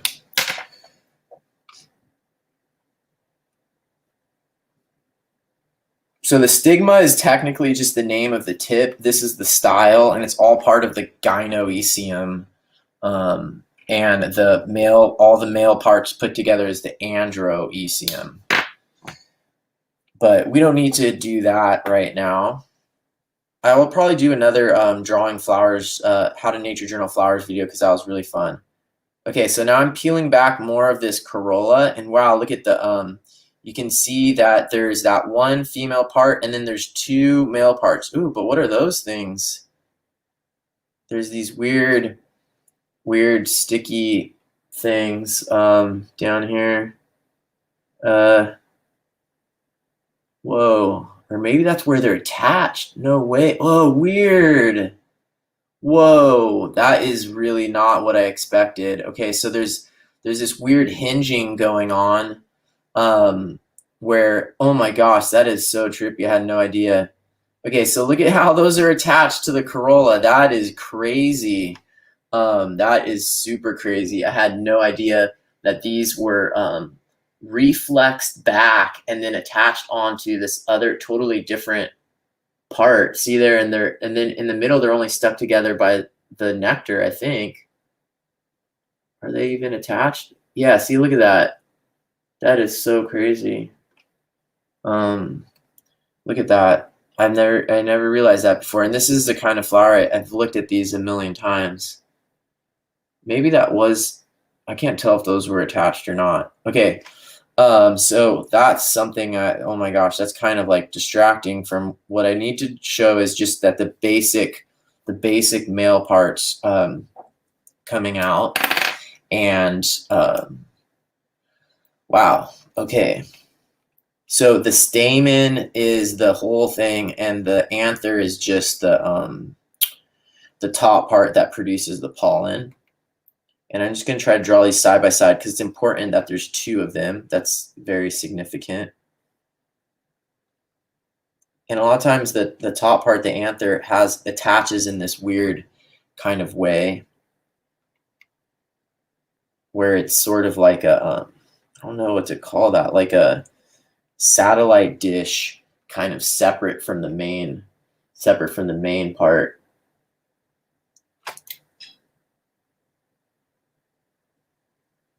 It's hard to, cameras aren't good at focusing on little flower parts. What the heck? Okay, so then that is the male part. So I'm going to actually draw male and female symbols next to these because that's easier to kind of see from the big picture.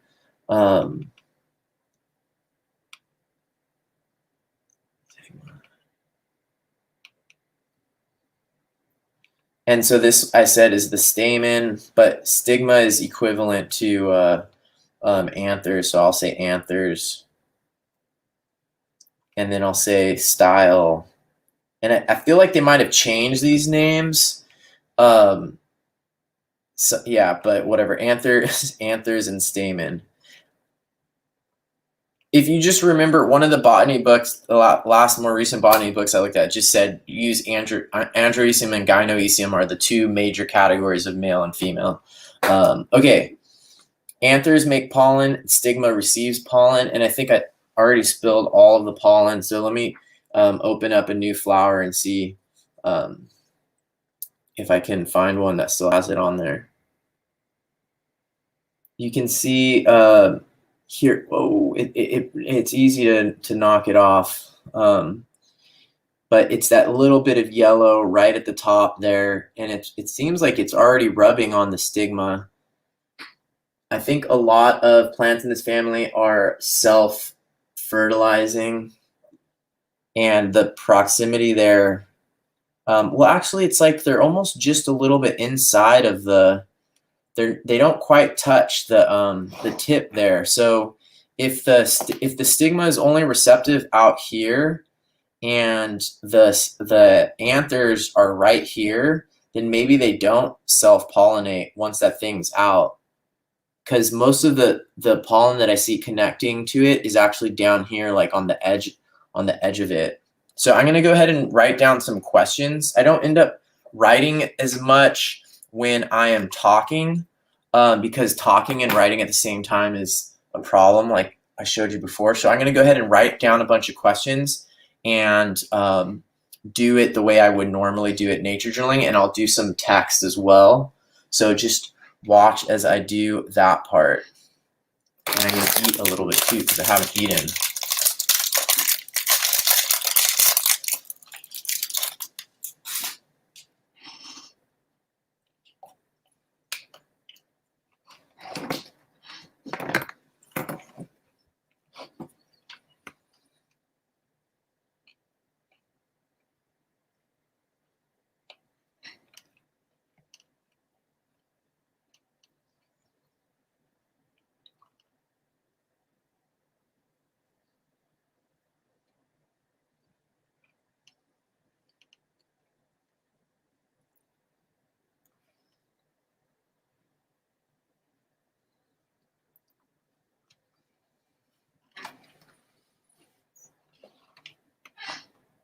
You can't even see the gray writing on here.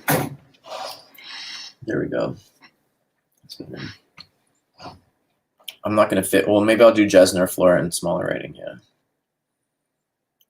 So it's still italics, but the species name is not capitalized.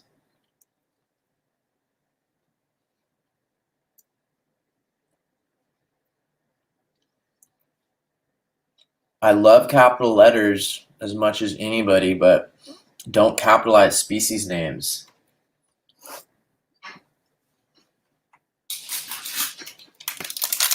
Okay, now I'm going to write down my questions that I have. And I think I'm going to use my new pen.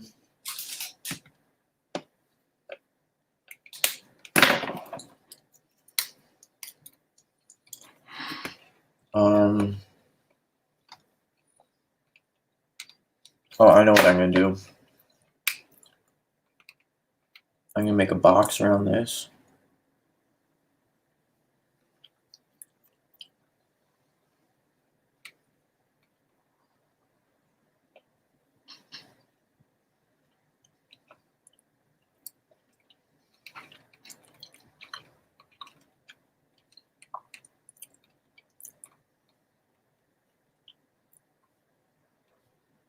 Oh yeah, the composition on this one is going to come out way better.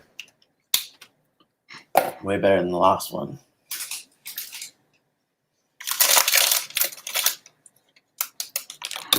Is it chocolate time yet? Almost.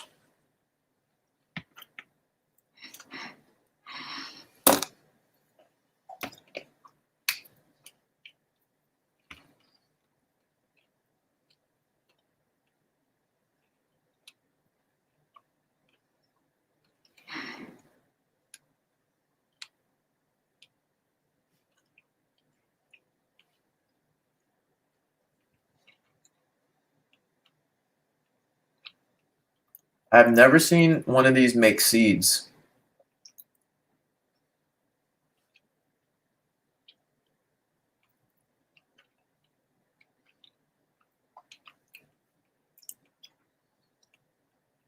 Learning how to use if not or if so in your questions is really useful, because a lot of times we ask questions that have an assumption built into the question, and we don't realize that. And this is a way you can be really sneaky with other people too, and manipulative. But you can ask someone a question that has an assumption built into it, and if they answer your question or try to answer your question, it's sort of like saying that they agree with that assumption. So like if you ask the question, when does it make seeds, or how often does it make seeds, then that's assuming that it makes seeds. So what you could do instead is you could, or you can also do like if so. So you can say, does it make seeds? If so, how often? You know what I'm saying? Ideally, you would ask, does it make seeds, before you ask, how does it make seeds? You know what I'm saying? Does that make sense?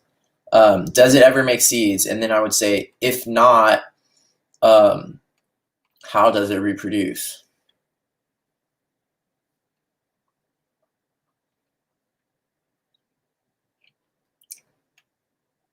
So if so and if not are phrases that help you manipulate your questions and be more accurate and specific about them. And questions is something that people take for granted. Like they think that everybody knows how to ask questions, but did you take a class in school where they taught you how to ask questions? Probably not, unless you took a journalism class, and that's just like a really basic way of asking questions. Other than that, no one ever taught you how to ask questions. In fact, school in many ways teaches you how not to ask questions.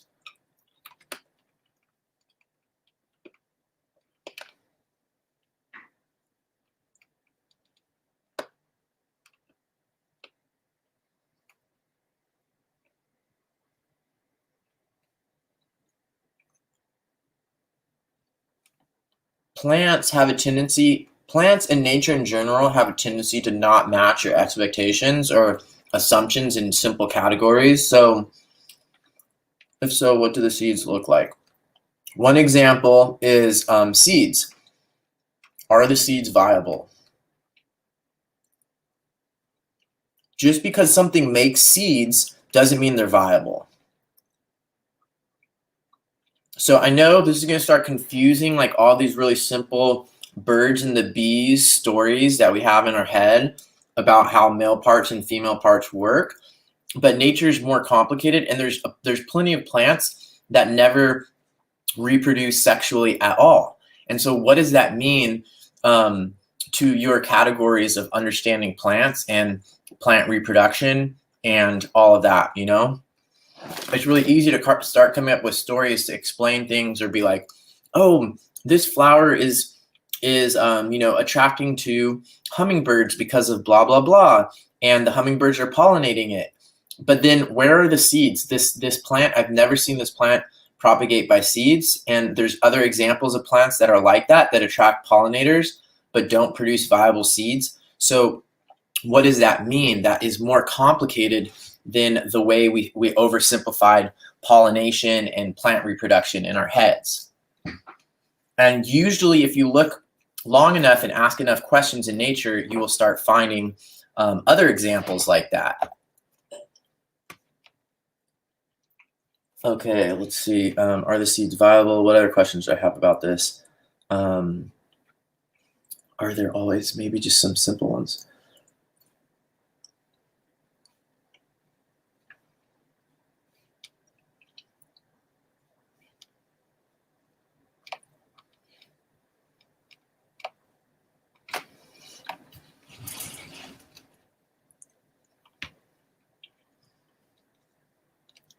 See, I'm way more used to writing with these brush pens than with that new Fude Demonin pen.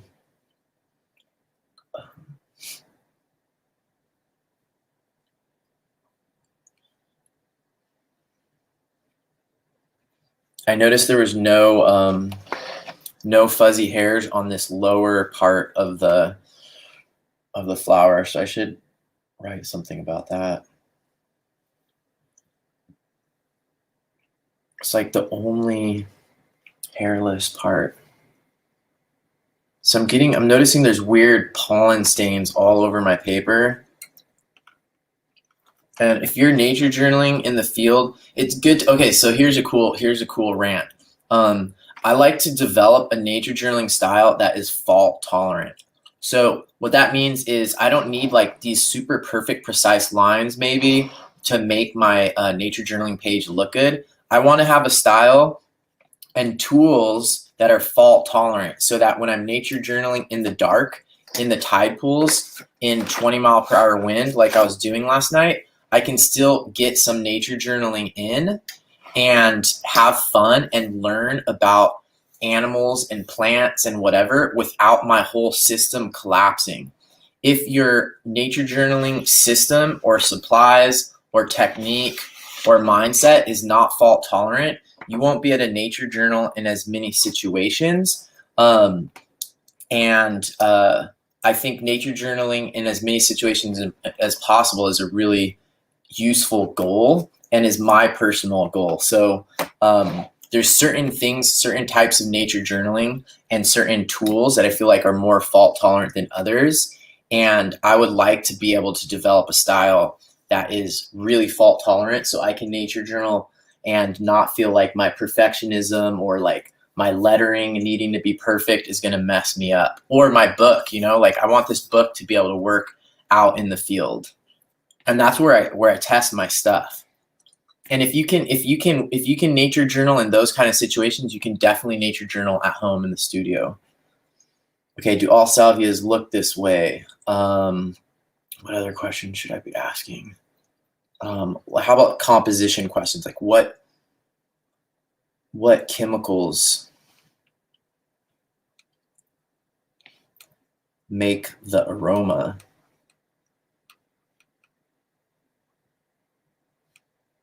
So that's a composition question. I could ask like how much water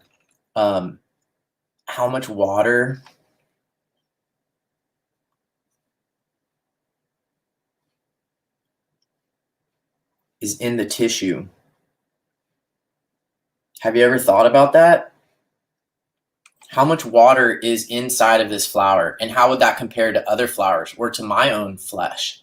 Like, does my tissue have more water in it than this flower does? That would be a composition question. Like, what is it made up of? And the next one would be like, another one would be relationships. So what about this flower is attractive to hummingbirds? Because I know hummingbirds come to this flower. So that would be a relationship question. What about this flower? And Colin on Facebook thinks that it looks like a penis, but I'm not sure which part. Is he talking about this part up here?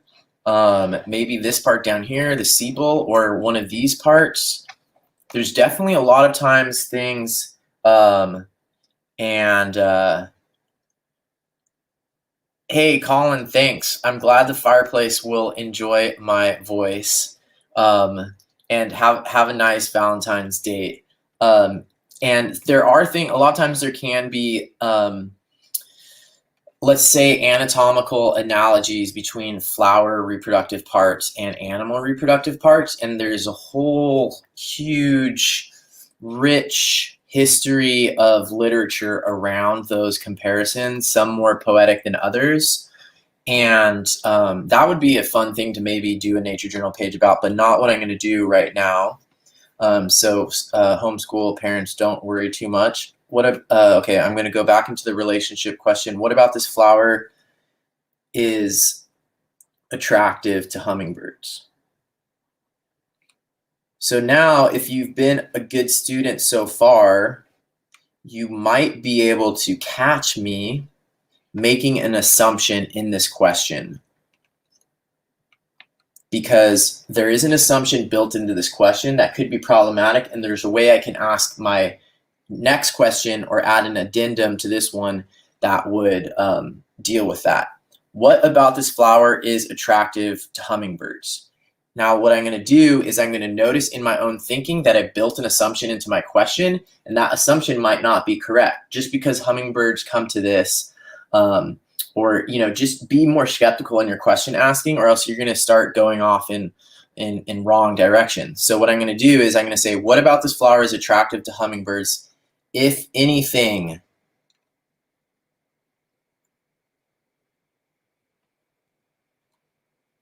This is mitigating language, and this kind of language, I love teaching this question asking and mitigating language to kids, because it helps them, and a lot of times they're better at doing it than adults. It helps them think about things from more perspectives and not start going down a track where you're just building a case and building a case towards being convinced, instead of being curious and being curious and being curious.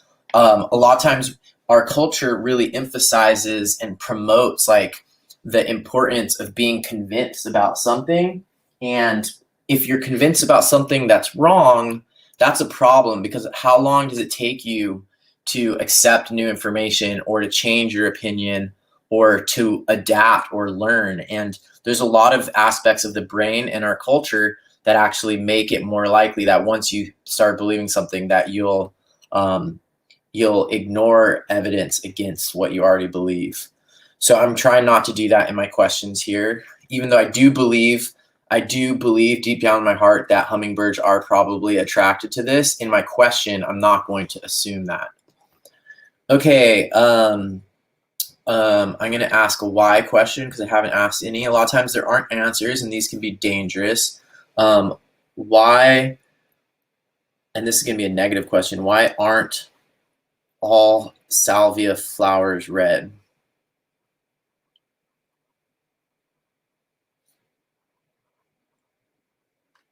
Which salvias make viable seeds, if any?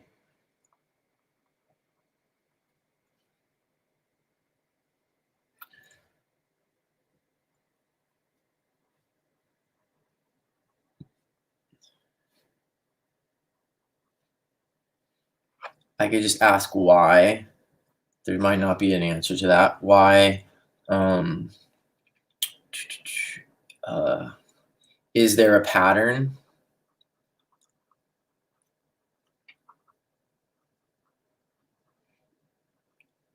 Okay, this is building up into a compositional whole as well, whole with a W as well. Is there a pattern of which ones produce viable seeds?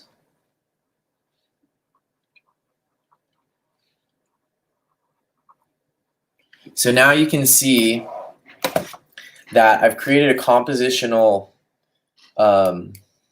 unit here, and that block of questions at the bottom, some people might be like, that's so kindergarten, you know, writing a bunch of questions like, what is the utility of that? And it's kind of ugly. I think having a block of text and knowing where to put it into your composition can be a really powerful artistic effect. And if you saw my interview with the Headless Sketcher about nature journal style, he uses blocks of text masterfully in an overall artistic composition. And so I'm going to go through, I'm going to try adding color. It might be slightly dangerous here because of this water-soluble ink, but I would say that with this square right here, this sort of movement with these arrows coming in this way, that creates eye flow. And with this text and a hierarchy of line work, that is going to be, you know, that helps create sort of a compositional unit that I think is a lot better than the page I did earlier with the carnivorous plant. And here you can see that one, which I don't think the composition is as good here. It's a little bit less organized and the hierarchy is not as good. You can see I have writing in black and writing in two types of black here, and then gray sort of for my arrows.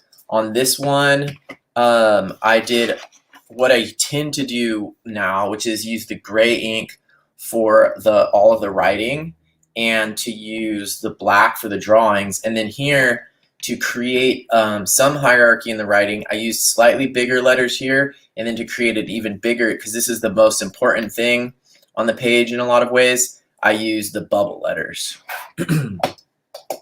Okay, so now I'm going to add color. Definitely want a clip for that. What color do you think I need to match this? What colors would you use to paint this flower? Post your ideas in the comments. What colors would you use, Instagram, for painting this flower? What colors would be best? I'm going to drink some water and be right back.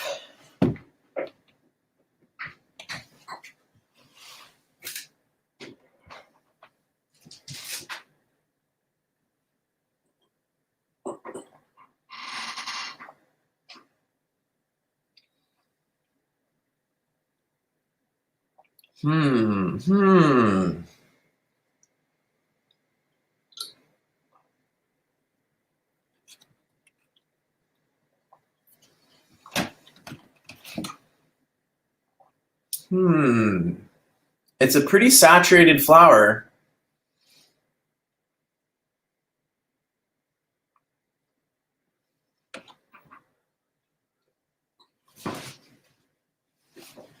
I figured I should show off that color chart more often because it took me so many hours and so many chocolate bars to do that I need to show it off more often instead of just having it on my wall. Especially now during COVID, I don't have any art parties at my house or anything, so people don't see that. So got to show off that color chart every once in a while, because I made all of the crosses of I think there's 32 colors. What is it? 32 colors? I think that's what it is. How many is it? I think there's 32 colors, and I did all the potential crosses. So what is that? A lot of crosses.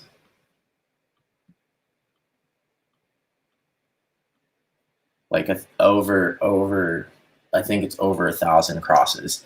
Anyways, so now I'm going to try to match this color. So what I'm going to do, I'm going to start with sort of like a base, relatively saturated color. The good thing about this watercolor palette that John Muir Laws makes, I think they're sold out on his website right now. The good thing is he has quite a few colors in here that are already like a pretty close match to things you're going to see in nature. And this right here is the Pyrrole red. It's kind of like a fire truck red. It's not the primary. Quinacridone pink is the primary. A lot of people think that fire truck red is a primary. It's not. The primary is more magenta, And so this is looking a little bit, I feel like it's quite opaque as well, and I don't want that, and I want more orange. So I'm gonna go in here, and this is the permanent orange, and I'm gonna put some of that in here. They're both, that's starting to look pretty close to that flower. They're both rather opaque, so I'm gonna kind of water it down and make a big wash. And this is my new water brush. Remember I told you I put tape on the new one and keep the old one.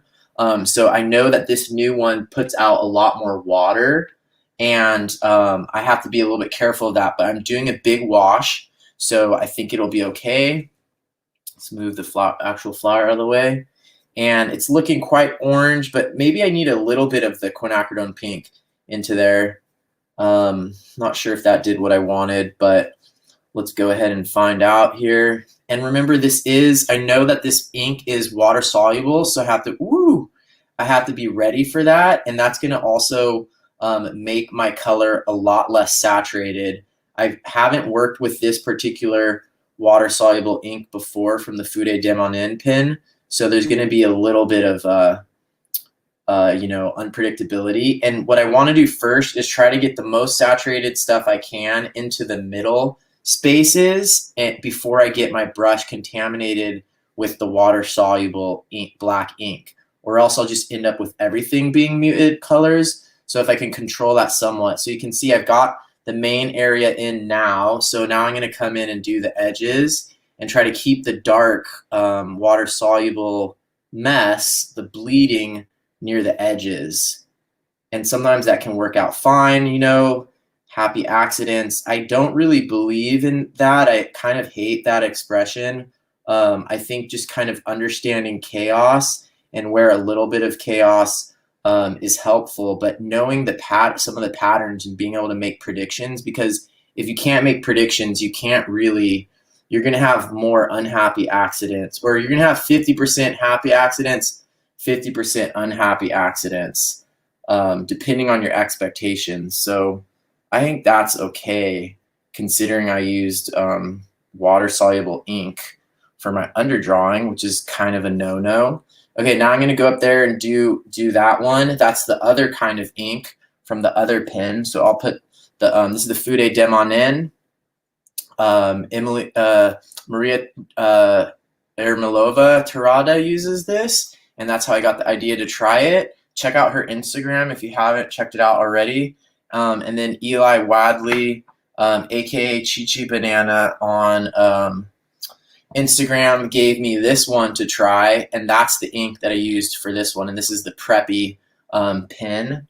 Haven't done full reviews of them yet, but I have reviewed them a little bit in this video. So if you're just getting here, you can check it out on YouTube, or it'll go up onto my IGTV once the live is over.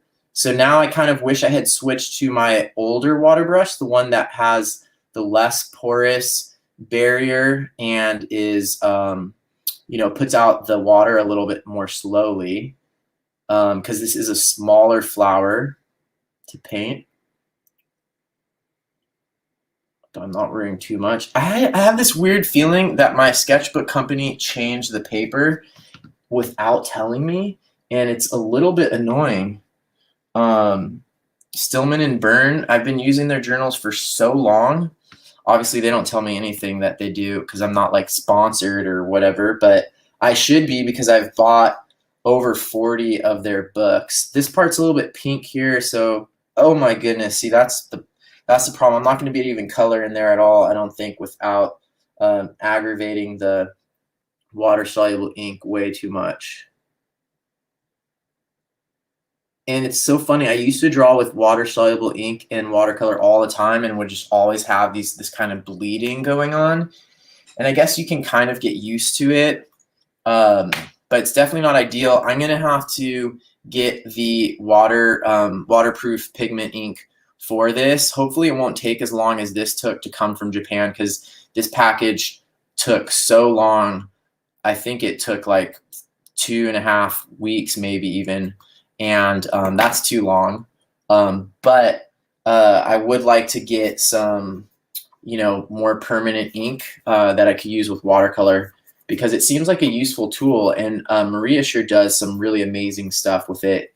If you haven't, you should watch that interview that I did with her It came out last Wednesday, and it's called How to Nature Journal Biocultural Diversity. And we had a great conversation. She shared about how she nature journals in Russian, Japanese, and English, and sometimes even in French, all 3 languages at the same time. And she also really does a lot of focus on biocultural diversity. So like how humans and nature relate to each other instead of just drawing. I mean, this has a relationship to me, but it's not like this isn't what I ate for breakfast, you know, or something that's like part of the clothing that I'm wearing. And she's nature journaling a lot of stuff like that that's really critical to culture and that real like connection. And I think a lot of times as nature journalers, we don't do that. Okay, now what color do you think this corolla is? That is not the car, but the flower. It's almost black, but it's kind of like when the light hits it, it's almost like this purple. So this will be an easy color to do with water-soluble ink around the outside. I don't have to worry about that black bleeding in being problematic, which is great. And I think I'm going to start with this, one of my favorite colors, this naphthalene maroon right here. Such a good color. And I just definitely love this color. It's sort of like this, yeah, it's a, you know, dark purple, rich kind of reddish purple. And I think I'm just going to go straight with that and do the darkest of that I can and see what that looks like to start. That might be enough. Because this corolla is quite a dark value if you look at it. And I could also use my paintbrush to put in some of the hairs. When you're drawing a hairy plant or hairy animals, you have the choice, like when you're doing this sort of style that I'm doing, you have the choice of using your pen or your pencil, your drawing tool for the hair, or using your paintbrush, or both. And what will it look like if you use both? Will it look confused and inconsistent? And a lot of times, you know, the benefit especially is that the hairs a lot of times are not the color of your drawing tool. Most plants and animals don't just have black or gray hairs. They have hairs that match the local color of the plant or the animal. This applies to feathers as well. So a lot of times, you know, you try to draw it in because that's what you're noticing. You're noticing the hair while you're doing your drawing, but it might be more beneficial to use your paintbrush and come in. And sometimes paintbrushes are actually quite good at making fine lines, even a large paintbrush such as this one. And you can often make better hairs with your paintbrush using the actual local color. But the thing is, if you end up with paintbrush hairs and hairs from your drawing tool, it can look slightly confused. But it's worth putting some attention into that because it makes a big difference. And if you're frequently drawing and painting hairy things, then I definitely recommend experimenting with whether or not you can make those marks with your paintbrush and whether they look better with the paintbrush or with your drawing tool. Okay, so I kind of like that page. I could do color here in the lettering. I often do color inside of my lettering.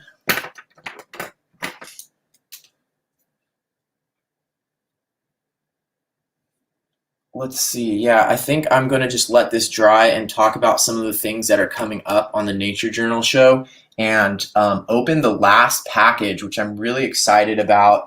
I'm going to do a little contest with it, and it should be a really fun community activity.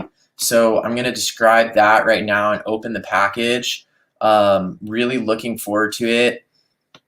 It's always fun getting packages in the mail, whether it's Valentine's Day or not, whether you have a Valentine's date or not. Getting packages in the mail is always great on Valentine's Day. And so I am going to open that package up right now. I'm super excited about it. I'm going to describe this idea that I have. Okay, so I put my journal aside temporarily. Almost dry. Okay, where's this package at?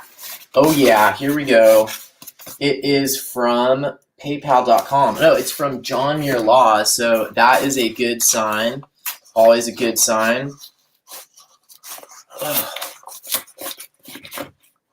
don't want to mess it up by using a knife, but I think I'm going to have to on this package because it's more fun.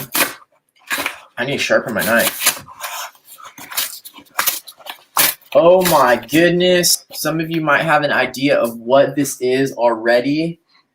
And do you want to have this next? That is the question.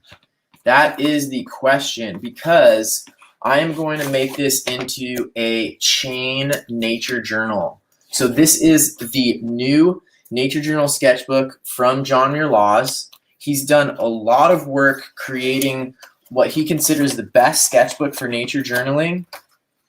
Look, it's got nice cards in it. Very, very professional with the owl. Oh my goodness.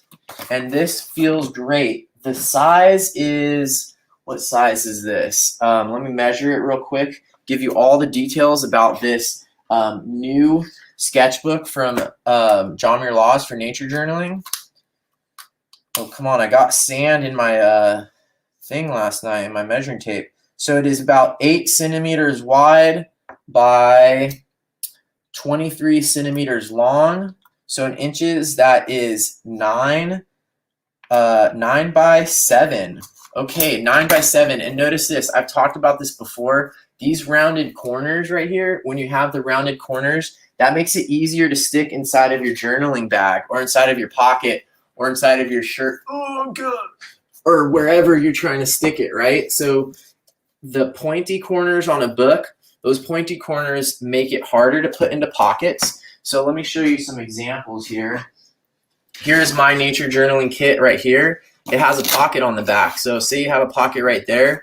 Having these rounded corners makes it easier to put a book into your pocket. And that's the whole point of rounded corners. I guess the other thing is it makes it so it's less of a dangerous weapon having the rounded corner. But the main thing, in my opinion, is that it makes it easier to go into your nature journaling bag. This would fit into a purse, a lot of purses. And so I think that's quite a convenient size. It's got a nice strap here. These straps, though, are kind of weird. Like, I don't know about this one, but some of my moleskins, the straps don't last forever. Quite a hard cover. The cover is very stiff for a journal this size. A lot more durable than the cover on, like a moleskin, for example, or most of these sketchbooks that you just get at a regular art supply store. Very nice fabric cover. It is white, so white. It's a slight off-white. It's nice, but this will get stained, and so some people might be. As far as taking it to the field, some people might have some issues with that. That is one benefit of having a journal with a black cover, is you usually don't notice too much of the mess that gets on it. But compared to this cover, which is sort of like a faux leather cover on the journal that I use, this feels quite nice. It is a fabric-y, so it feels nice and looks nice, but that will also pick up more dirt. And also moisture. So just, pros and cons here. But both front and back cover are very stiff, very nice, which gives you a place to draw in the field. Even when you're on the last page, this feels like it would be quite stable, even when you're on the last page. So I like that. Definitely like that. What else? It is obviously a major factor when choosing a sketchbook for nature journaling, and I did a whole video about how to choose a sketchbook for nature journaling. I talk about the spine a lot. So this binding, this has a normal book binding, and compared to a ring binding, makes a very big difference. So what are the differences? One is that you get this much more seamless transition between pages. Some people really like that because it allows for you to do like a landscape or a drawing that goes all the way across the gutter there, all the way through the middle. Now, in the sketchbooks that I use, you can sometimes I do drawings that go all the way across the middle, but it's definitely not a seamless transition, and it moves up and down a little bit, and there's quite a bit of a gap, and these do get in the way of your drawing. They also get in the way when my hand is coming across over here, and on this type of binding, like in this sketchbook that he just sent me, you don't have that issue at all. And the way that it's bound seems quite nice. This is a tricky part, and where many journals fail. We won't know quite yet until this gets used more, but this seems like it will allow for you to draw and keep it very flat, which is one of the benefits of these spiral bound ones. They'll never break there, and you can fold it over completely and draw like this, which is the way that I draw in the field, and that is why I always use these spiral bound ones. And some people, though, they can draw like this. You have this page is kind of loose and flapping here, but you can still draw standing up. So it works for a lot of people, and it does have some of those advantages I just mentioned. One other advantage is that you can write on the spine. If you watch my marathon video on YouTube, 2 days ago, I spent 5 hours organizing my journals. And part of the problem is that since I use spiral bound ones and I have around 50, I can't write on the spine. And with this journal that John Muir just sent me, it would be possible to write numbers, dates, whatever on the spine, and put these in a way that allows you to organize them more easily. So that is a definite benefit. Another benefit that is unique to these is all of the cool content that Jack puts in the back. He also has toned paper back here. So even though it's not going to be chronological with the rest of your pages, and it might not be the time that you want toned paper for doing a toned paper drawing, it is in here as an option. So if you want to experiment with gouache or whatever, you've got it. And then check out all this. This is new. He added the mindset part. I think that is new. But he's got all this stuff in here with tips and techniques. So for example, here's something that I always forget to do is these stem and leaf plots. These stem and leaf plots are a really cool way to show data easily for people who said they were afraid of math in high school or didn't like math in high school. Raise your hand. It also has some really cool stuff like the Beaufort wind scale. This is something I really want to remember. It's really helpful if you do any sports at the ocean, because you, instead of just having this abstract number that you don't understand when you look at the surf report or whatever, you know exactly what that means in terms of how strong that wind is, how to calculate and estimate arcs. These aren't gang signs. These are ways to measure and estimate arcs and angles in the field. This is a really cool one. How many birds do you see practicing just guessing numbers? And there's quite a bit of this information, naturalist tools and artistic tools that he's consolidated into the back of this. Basic drawing tips. I mean, this book in a way could be your just nature journal kickstart right here. Nature journal boot camp. Look, he even has gates in here. It's more information than you actually need. And it's built into a sketchbook. He even has some of the real basic nature journal activities. A collection, change over time.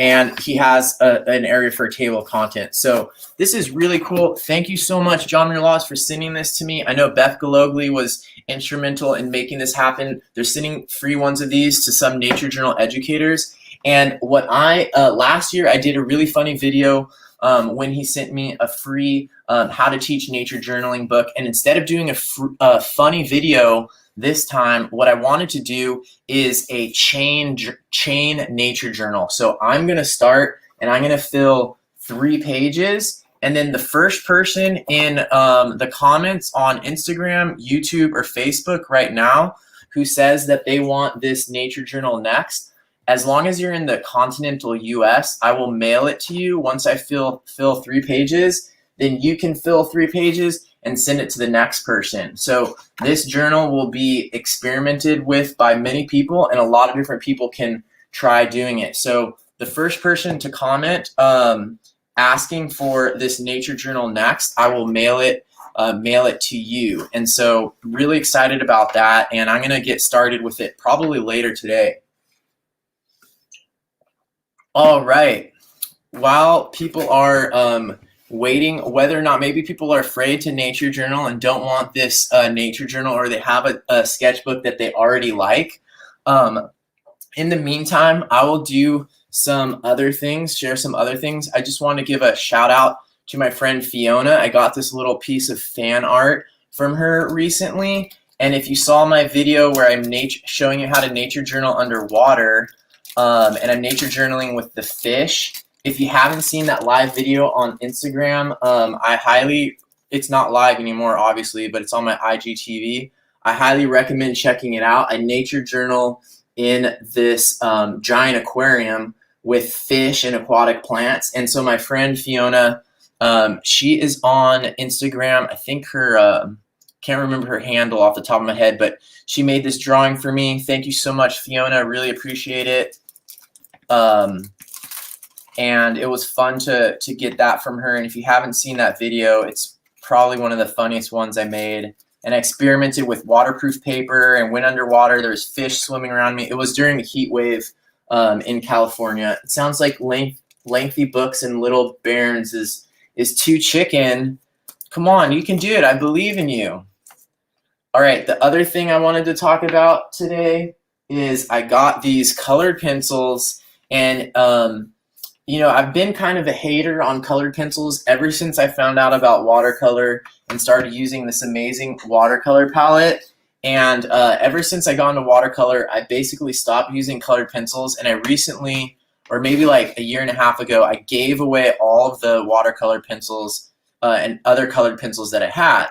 Now, I did interview Paul Vecchier, that amazing fisheries biologist who does those super great fish illustrations, and he uses 100% colored pencils. And if you haven't seen his fish illustrations, they're just mind-blowingly accurate and beautiful. And he talked about these, I think he talked about this polychromos colored pencil. So I wanted to try it, and the main reason why I'm doing it is because at night I'm going to start doing, yes, I'm going to do a coloring book. And I have talked, you know, I kind of complain about and hate on coloring books too, but this botany coloring book is super cool.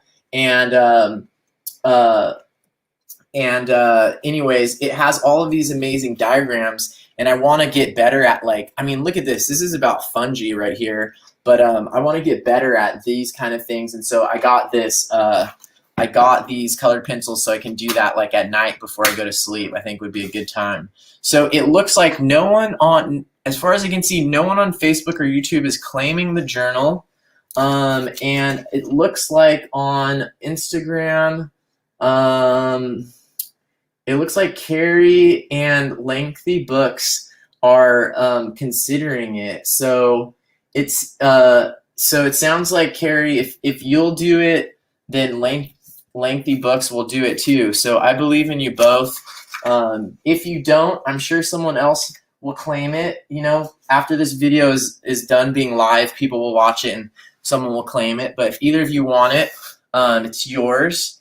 And the last thing I'm going to do today is I'm going to nature journal my tarantula for a little bit. So I have a baby tarantula here. If you're really afraid of spiders, this is your opportunity to work on getting over that fear. Otherwise, I think I'm going to nature journal the tarantula into the new sketchbook.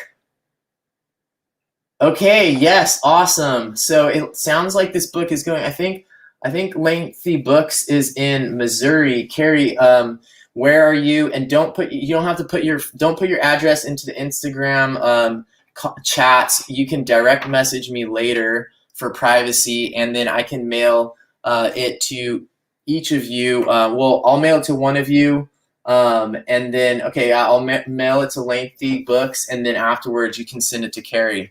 So I'm going to start it off with boldness, and I don't care if I mess up. I'm going to do some quick kind of sketches here. Let me get my ink flowing again. Actually, let me use I'm going to use my brush pen. All right, so now I'm going to go into testing out the actual sketchbook. So I'm going to switch the YouTube camera so you can see what I'm doing.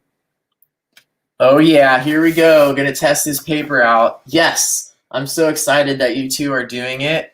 That's really fun. This ought to be neat. This ought to be exciting. Okay, where is the one I want? I'm gonna start with the flower actually. I think people will be into that. Could probably do some decorative stuff right here on the front, but maybe I'll just start in here. Paper looks pretty nice. It looks heavy enough for some watercolor. It has medium grain. It looks really similar to the paper that I use. It almost looks slightly off-white. It's slightly more cream colored than my sketchbook is. If you can see that, it's slightly more of a creamy color. And texture is quite similar. Maybe mine has a little bit more texture. And the weight is about the same. So mine is 150 GSM, which is about 100 pounds. The pounds is a confusing measurement for the thickness of paper because it depends on the size. So GSM is a better measurement. Does it say in here what the weight of the paper is? I don't think so. All right, so I'm going to start off with a sketch of this flower. First sketch in this book, yeah. So this is when you could be really precious, and I don't want that to affect the next people who are coming up in line. If you know you get it after someone else and you think that person is better at drawing than you, or their drawings that particular time came out better than yours, then that could be very inhibiting. So we have to be aware of our kind of first drawings and first pages and how that will affect our mental state usually, but in this case it's going to go to multiple people. Anyways, so I'm going to just try to get a little bit of this down onto here. Some of the reproductive parts coming out the front there. I wonder why it's not like a perfect Y on the stigma. Okay, and then now I'm going to use some little hairs coming out, and this is not coming out very good, the light on that one. I think on Instagram you can't really see the drawing very much either, can you?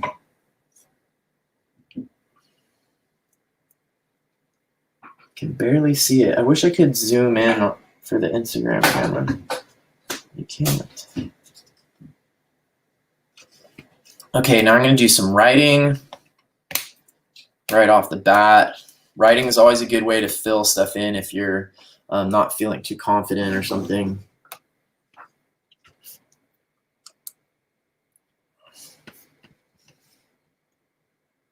Whoa, that gray is way darker on my, oh, it's because this is the one that's almost run out of gray.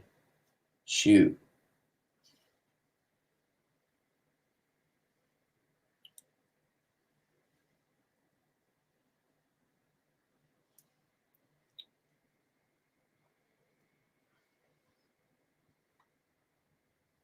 So I'm going to try to make some really messy stuff in here too, just to make it seem very accessible and very focused on nature journaling and drawing a bunch of things in pencil miles. And oh, maybe I should write pencil miles in the front.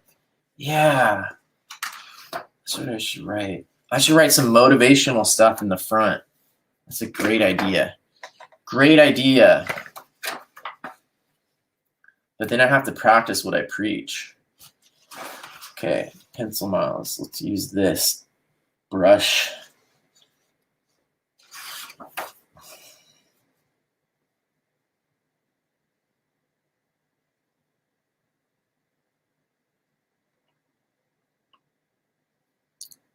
Pencil miles. If we focus on getting lots of mileage with our pens and pencils,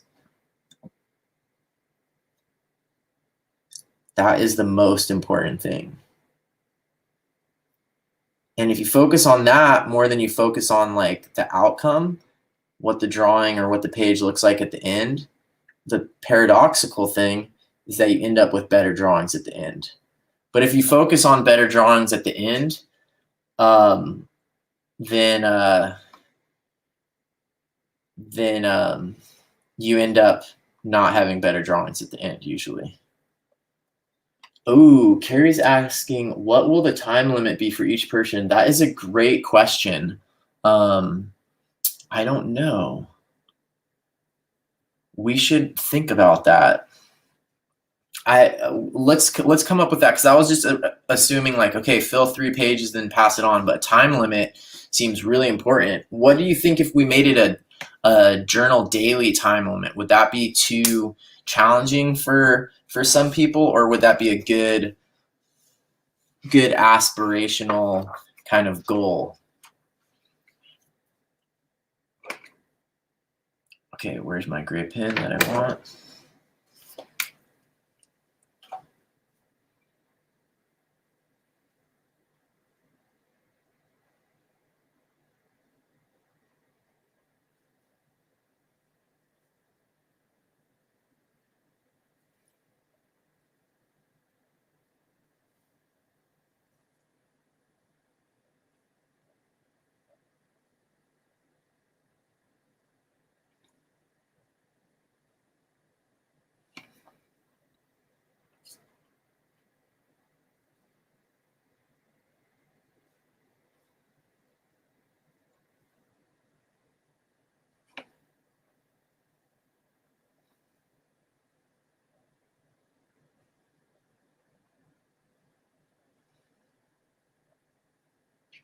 Okay. Got some basic stuff there. This is going to be the book that's going to get passed on to multiple people. It's going to be a chain nature journal.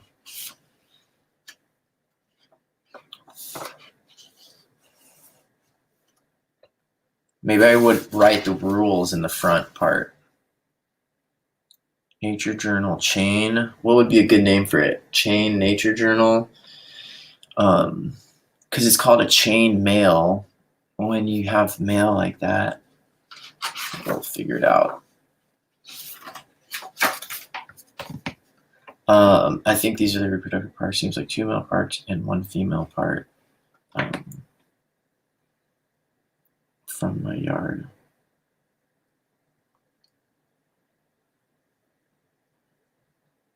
Oh, I should put metadata. Jeez, Marley, come on. Got to be a good role model, because all these people are going to be getting this. Got to be a good nature journal role model. Do the right things. It's cloudy outside.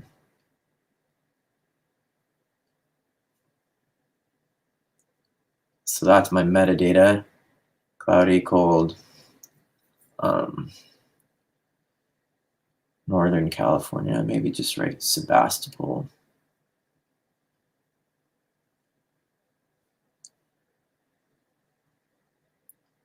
And the date.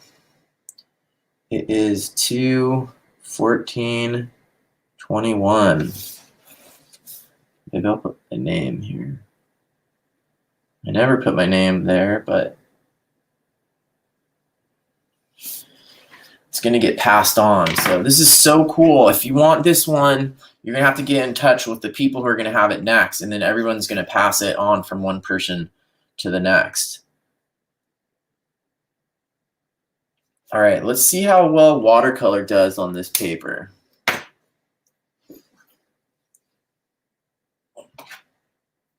Let's see how watercolor does on the John Muir Laws Nature Journaling Sketchbook.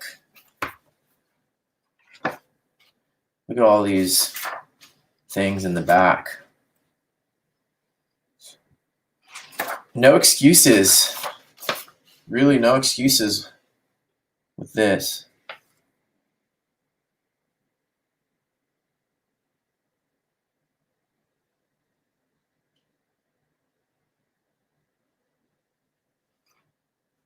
Oh yeah, so excited about this. Okay, let's try the watercolor on here. And then I think I'm gonna have to nature journal my tarantula onto the page.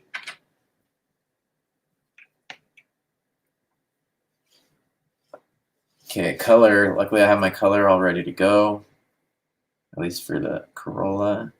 Ooh, I like how this paper takes color. Oh, I wonder if my Stillman and Burn paper, I feel like they changed it because the texture of my watercolor washes is not been looking that great. And this paper is looking really nice. It's holding it up enough for doing like one solid wash, coming out really clear. I like that. That's critical for nature journaling paper. I'm gonna do let a little bit of it bleed into there. That's okay, because I'm being impatient. I'm going for this color right away. And I should probably make that darker right away too.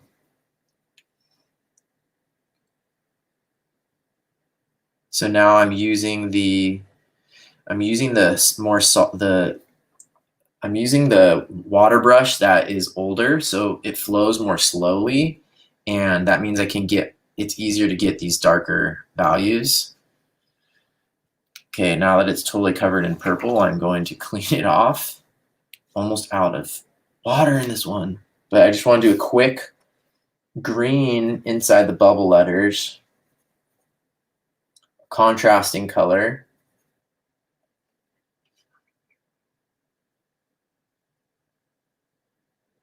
Even though that green looks kind of weird side by side with the gray lettering, I'm not stoked on that. Maybe I should have used yellow instead of like an opposite color from the pink. More of like a triadic complement. Okay, that looks fine. But yeah, I kind of wish I had used yellow. This water brush is pretty much out of water, so I'm gonna have to change that one up.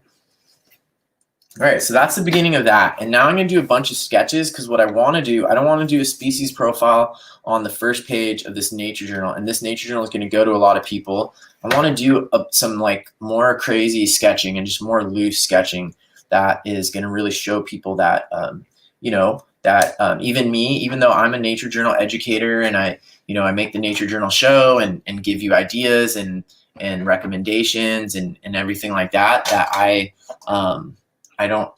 have to practice too, and then I have to sketch too, and that I do iteration. That's another word that I think is extremely empowering. So I'm going to do that next, but first I'm just going to go to the bathroom, and I'm going to end the Instagram live at that. So thank you so much for joining, and Carrie and actually it's going to go to Lengthy Books first. Lengthy Books, if you can just send me a send in the DMs, send me your address, and I will mail this book to you as soon as I'm done filling 3 pages of it. Then I'll mail it to you, and then you can fill 3 pages, and then you can send it to Carrie. So super excited to have this nature journal donated, and really looking forward to see what it can be as a community nature journal getting passed on from one person to the other. So thank you so much, everyone on Instagram, for joining. I see Jacob's on here and Simone is on here. Good to see you, but I'm ending the broadcast now. Bye.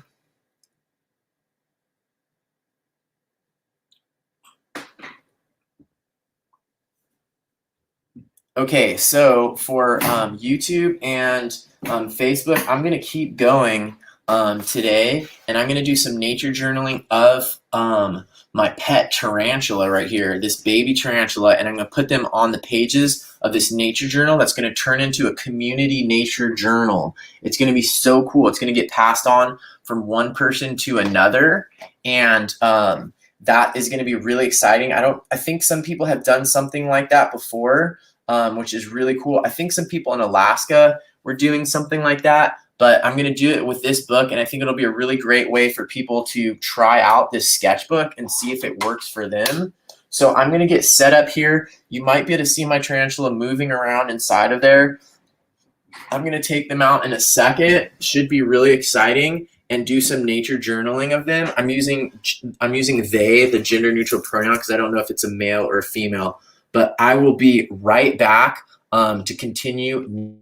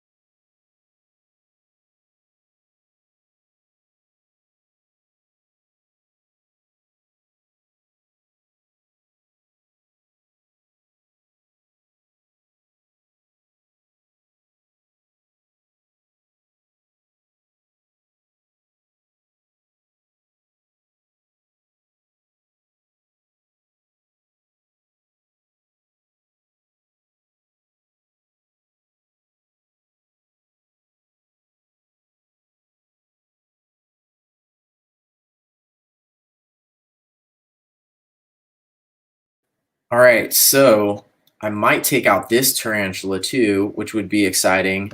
And I'm gonna have some backup things that I can nature journal because I want to get some good stuff in here. Ooh, the community nature journal. That's a great idea. And hi, Lori. So good to see you on here. I think the community nature journal probably is a great name for this nature journal that's going to go around to a lot of different people. I love that. I love that. I'm going to get something to drink. I'll be right back. I'm going to do this.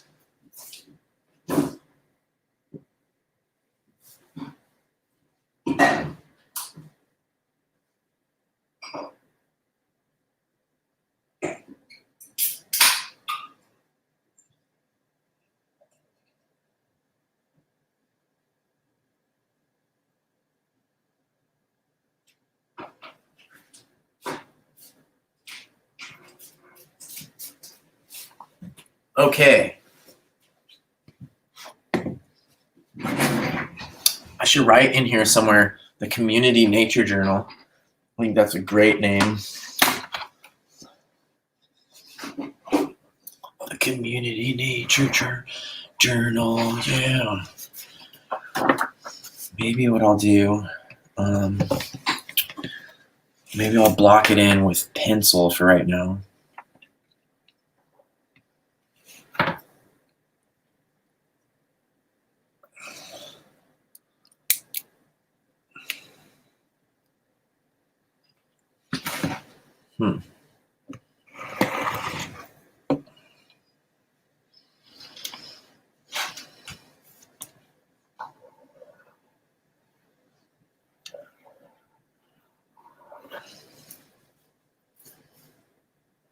Oh, I know. This should be like, all right, I'm coming up with some ideas for the design on the inside, but I should do some of this later, but make this look like an actual book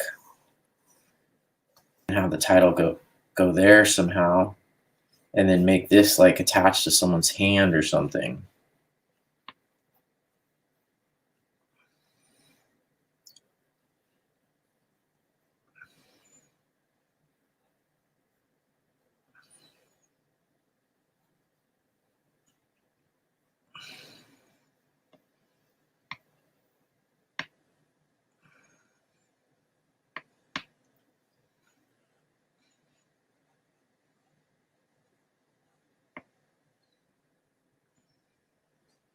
Okay, don't get distracted with that part right now. All right, so this will be exciting. I'm going to see if I can take out Tip Tap the tarantula and do a little bit of sketching of them on here. Now, what do you think? Should I use my new Fude Demanen pen? That would be kind of dangerous in this sketchbook that's going to be for the community nature journal. So should I use that? I could also try out the Preppy fountain pen that Eli gave me. Here's a trick. If you want to have a thing for testing stuff out and inside your sketchbook, this helps if you have really severe artist block, like at the beginning of a new sketchbook, or if you have really severe perfectionism issues, you can take these sticky notes and put them like inside of here.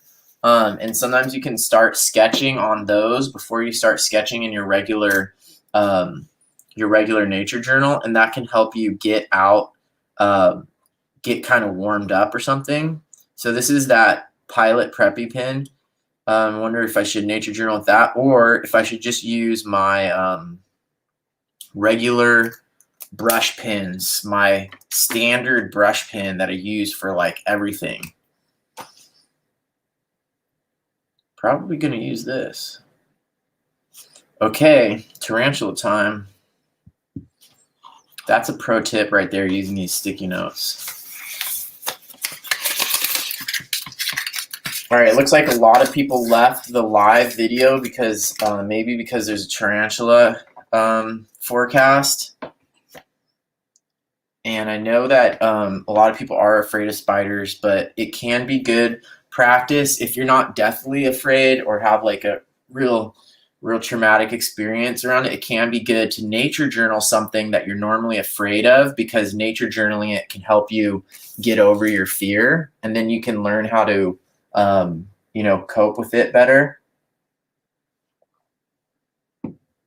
I almost want to put some music on. All right, so Tip Tap.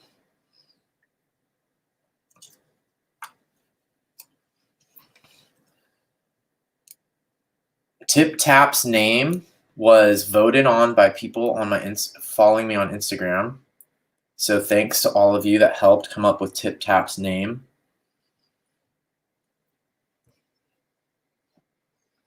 So now that I have one flower, I figured if I draw a flower first, that's better for this community nature journal. And starting off just immediately with a bunch of tarantula drawings might freak some people out. So now that I got my flower taken care of, I can go into tarantula drawings and take care of business.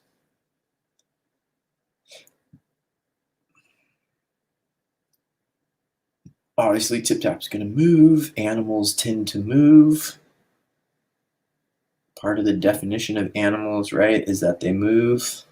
A lot of them. But that's fine. I am just trying to do quick sketches. I'm trying to practice. I'm trying to learn. I'm trying to get pencil miles. How can I draw the reflection on the black cephalothorax?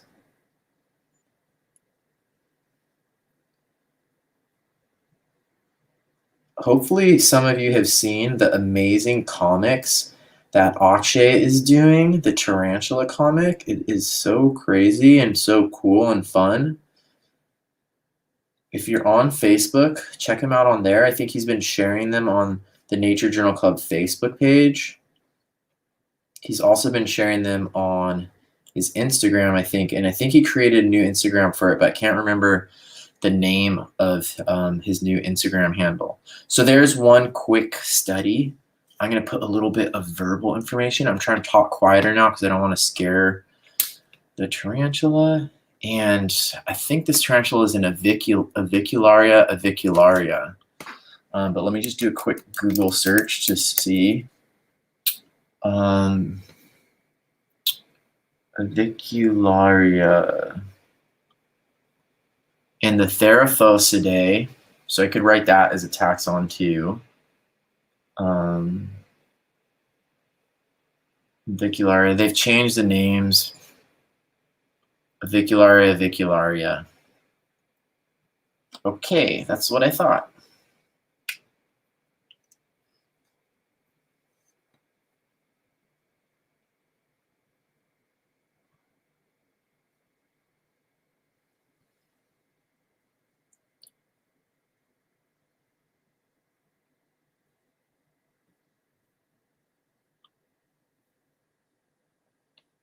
All right, so now I'm going to put in the Latin name. So italics, bubble letters is always fun.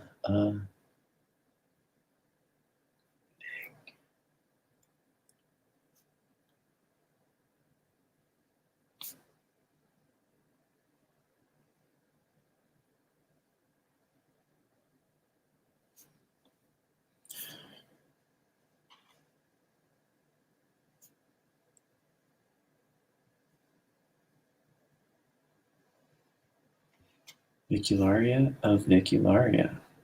Sometimes the species name and the genus name are the same.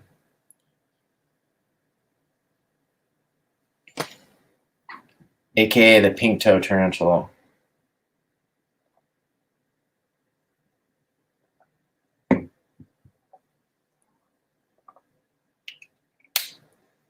Okay, now what I could do is zoom in.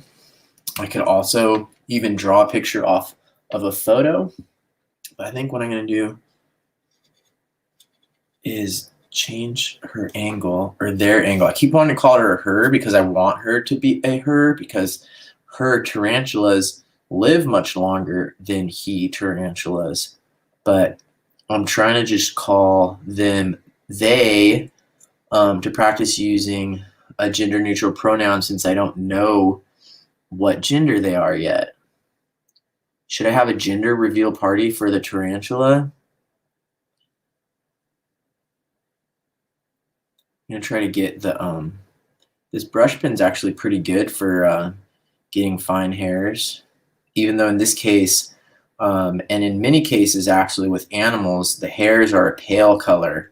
Drawing pale colors is very hard unless you're using an opaque media that you can make something like as light as the paper color.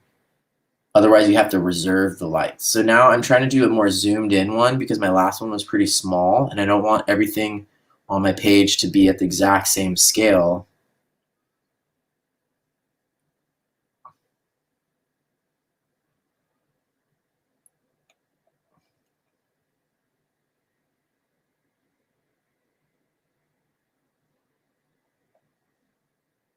And her hairs are pale, but I'm drawing them as dark just because sometimes you have to do that because you're working with pencil, you're working with ink, and that's just the way that it is. Okay, now I'm going to go ahead and try to take them out. Oh, I keep saying her. Take them out. And one thing that's really useful for managing bugs is having like a Tupperware container like this. And then a piece of paper that you can, a stiff piece of paper you can slide underneath. Ooh, this thing that came with the sketchbook would be perfect. This paper right here will be perfect. Can slide it underneath. So I recommend always having something like this called a catch cup. Always have something like this when you're going to draw a tarantula.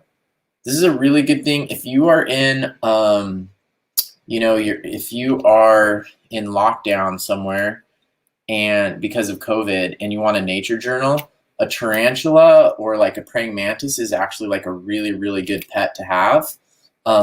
Otherwise, I would recommend like a carnivorous plant. I talked about these earlier in this video, but these are such a good thing to have if you're in lockdown. Pet snakes are really good too. Obviously, mammals are cool and everybody loves cats and dogs, but having a pet at home or having a pet for your kids is really useful because it gives you something to nature journal all of the time, even if you're stuck at home. And I talked to Akshay and Gargi about this some months ago. I did a whole episode of the Nature Journal show about nature journaling your pets. And having like a little baby tarantula, having an orchid, this would probably be like the easiest thing to do. For some people, it might get kind of boring, and the orchid grows a little bit slow. So there's not going to be that much change. This one's rebloomed. I finally learned how to keep orchids alive and get them to like rebloom. But I have nature journaled them, but it's not quite the same as like a pet. So for a lot of people, or maybe for your kids or whatever, having something like a tarantula could actually be a really good option. And I've had these tarantulas for a while. This is a baby one. They're super easy, like compared to a dog or even compared to goldfish, they're really easy. They're really dynamic, so you can see a lot of different stuff and learn a lot of stuff from them. Can be really good for kids, and they're safe too. Most of them are safe. All right, so what I'm going to do is I'm going to try to get tip tap out on my left hand and draw with my right hand. One of the things that can hurt tarantulas is if they fall from really high. So make sure that the edge of your desk is not somewhere too nearby. And some tarantulas are more bolty. Like they might have a tendency to like run right away. This one usually doesn't. I'm gonna get a paintbrush actually to help coax her out of there.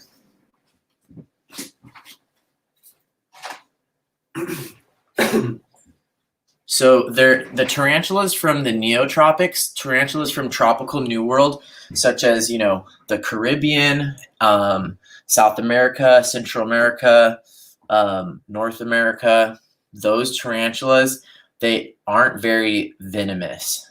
They have hairs on their butt that they can flick at you that are irritating, and those are kind of their primary defense mechanism. But I usually have not had that be a problem, except for with like this other tarantula I had. So what I'm gonna do is try to get them out. The tarantulas from the old world, so like Africa, Asia, some of those tarantulas are much more venomous. So let me see if I can get her to come out. First, I'm going to touch the webbing down here so she knows there's something. Come on. He's moving.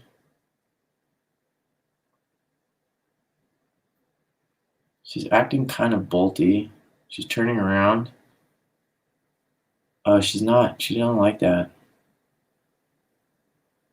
Okay, I might leave her in there. She did a little bit of a defensive posturing, so I think I'm actually going to leave her in there. But now that she moved into a different position, I will just sketch her in this new position. But I think I'm going to leave her in there based on the way she reacted to that paintbrush. So I'll try to draw a bigger one here before she moves. I have a feeling she's going to move really soon.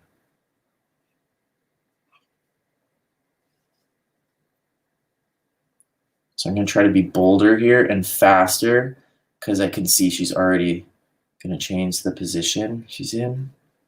So sometimes if you notice you're always trying to be slow and precise, be intentional, change it up. Try doing the thing that comes harder for you, because if you just always do the thing that comes easy for you, you're not going to grow in your drawing, in your nature journaling, or in your life. And a lot of times, you know, as we get more powerful in life or more comfortable, and as we become adults, we stop trying to do those things that don't make us feel powerful and competent. So that's one of the reasons everyone always says, like, oh, well, little kids can learn languages faster, and once you're older, you can't learn languages. Well, one of the reasons is because old people aren't willing to give up their competence when they're learning a new language, because you have to go back to being like a little kid. And it's the same with drawing. A lot of times is like, some people are afraid, they don't want to draw because they're afraid that their drawings look like a 7-year-old's drawings, and they want to feel like a competent adult in this world. And well, sorry to break it to you, but if you stop drawing when you're 7, then if you stop drawing and practicing drawing when you're 7, your drawings today might look like a 7-year-old's drawings. And you're just going to have to go back and be comfortable with being a learner again. And I think learning how to learn and learning how to be comfortable as a learner, and in that stage, that uncomfortable stage where you're kind of pushing yourself to do something you don't really know what you're doing, you don't feel confident, learning how to do that and be comfortable there is super critical. Okay, it looks like she's going into like a little bit of a, okay, I got something that I like. It was quick, even while I was ranting. She is moving around. She kind of looks like she's trying to avoid. So I'm going to, I keep calling her, tip tap them, I'm going to put them away because I think they're maybe kind of stressed out a little bit, or just not appreciating all the light. And maybe I will go into, see if I can get this tarantula out. This tarantula has not been out in a long time. I don't even know how big they are anymore. I've just been putting food in and the food disappears. All right, thank you, Tip Tap. It's kind of cold in my house. I wonder if the tarantula doesn't like that. It's feeling a little bit cold. Maybe I should take out my snake. If you want me to take out my snake, comment something in the chat.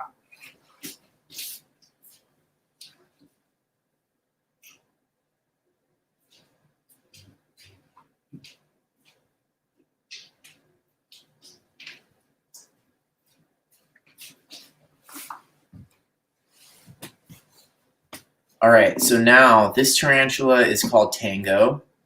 I also don't know if this tarantula is a male or a female. So I'm gonna use the gender neutral pronoun them, they, theirs, and really excited because this tarantula, oh, Lula asked for me to take out the snake. Okay, I will next.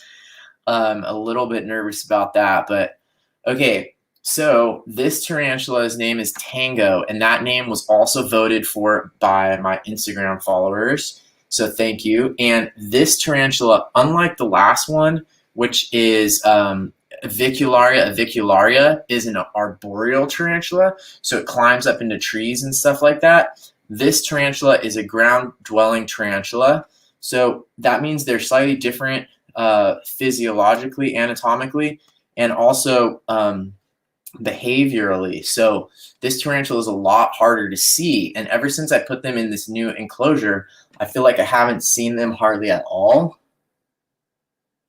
I can see that they're burrowing, and ground-dwelling tarantulas do burrow. So what I'm going to do is it's going to be a little bit disruptive. I am going to sort of dig around in here a little bit, but this is fine and normal. It's something that is sometimes necessary when you're keeping a tarantula, and I want to see what's going on and make sure everything's okay. And then I have my catch cup here. So if the tarantula starts running, you can catch them with this and then slide the paper underneath. So catch cup always. I have a little paintbrush type thing. And I'm going to see if I can get Tango, that's the name of this tarantula, to come out so that I can have them like on my hand or on my paper and draw for a little bit, and then put them back in. Because sometimes like I feel like I need, like last night I was nature journaling in an extreme situation. It was like low tide at night, it was totally dark, and sometimes that like pushes me to focus more. So I think having a tarantula on my hand is kind of similar. I did some sketches already, and this is going to be the community nature journal. So someone has already claimed the next stage of it. But what we're going to do is one person's going to nature journal in here for like 3 pages. I'm not totally sure about how much yet. And then they're going to pass it on to another person. That person is going to fill more pages, and then the book is going to keep getting passed on that way. So if you want to be one of the people that works on it, send me a message or post in the chat. And I think the very next person is someone who is following on Instagram. She's going to get it next, and then it's going to go, and I think she's in Missouri. So if you're I think we can only do people in the continental US to make the shipping easier, but maybe someday we can do an international one. So I'm already filling a few pages, and this is the John Muir Laws sketchbook. It's really nice. I just reviewed it. He sent me a free one to check out. It's got some tone paper in the back. So maybe some of our tone paper experts can do that. Also has tons of cool notes, stuff about color theory, all kinds of stuff that you need to know. So I'm really excited about that. And I'm going to go ahead and see if I can get this second tarantula out. And then I will take out Astragalus. Astragalus is back there. At least I'll try my best. And hopefully there won't be any blood. If there is, then I might have to try to draw with it, which is something I have actually done before. So I'm going to switch my camera to the document camera. Okay, let's zoom that out a little bit. This will be interesting.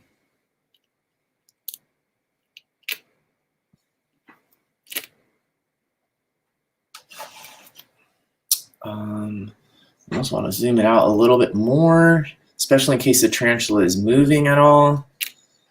Because the tarantula could start running, I guess. Now let's adjust the light. You can see, so I've drawn tarantula number 1 here. This is tarantula number 2 that's going to come out next. I got everything I need in case they make a run for it.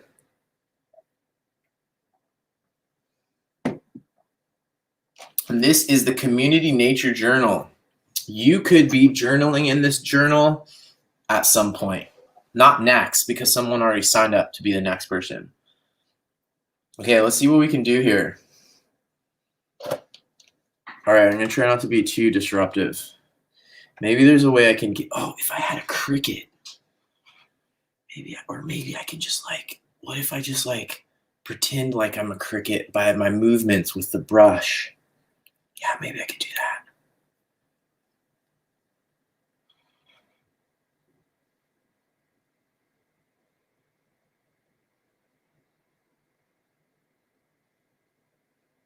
Maybe I can lure the tarantula out. And you can see that there's like tarantula webbing connecting all of this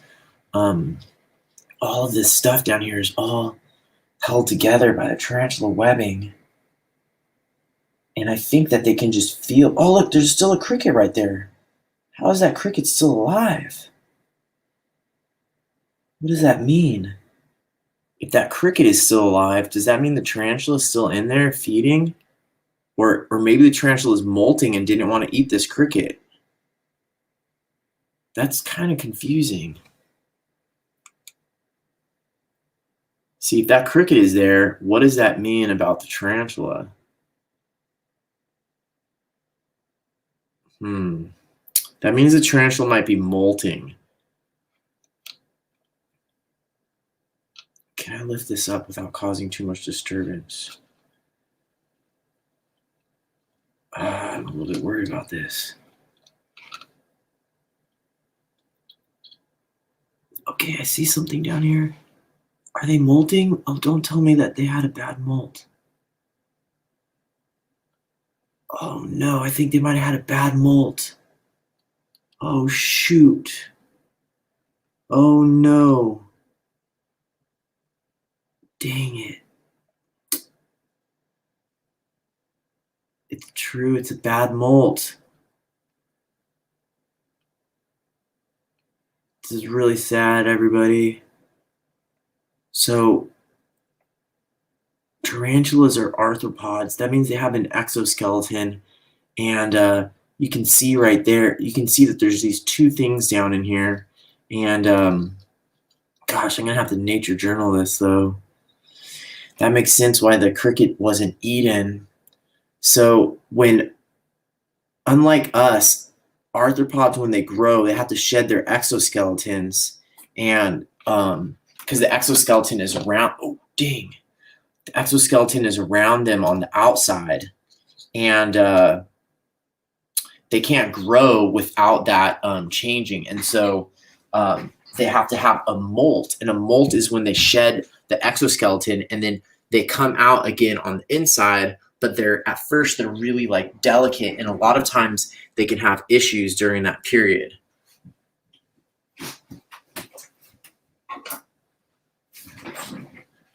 So it looks like, sadly, this tarantula tango did not survive that molt.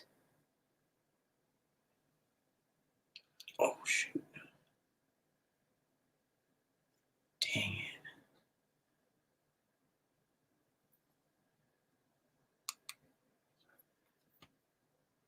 it. Man, that is so sad. So you can see something happened. I don't know what. And they didn't make it out of that molt.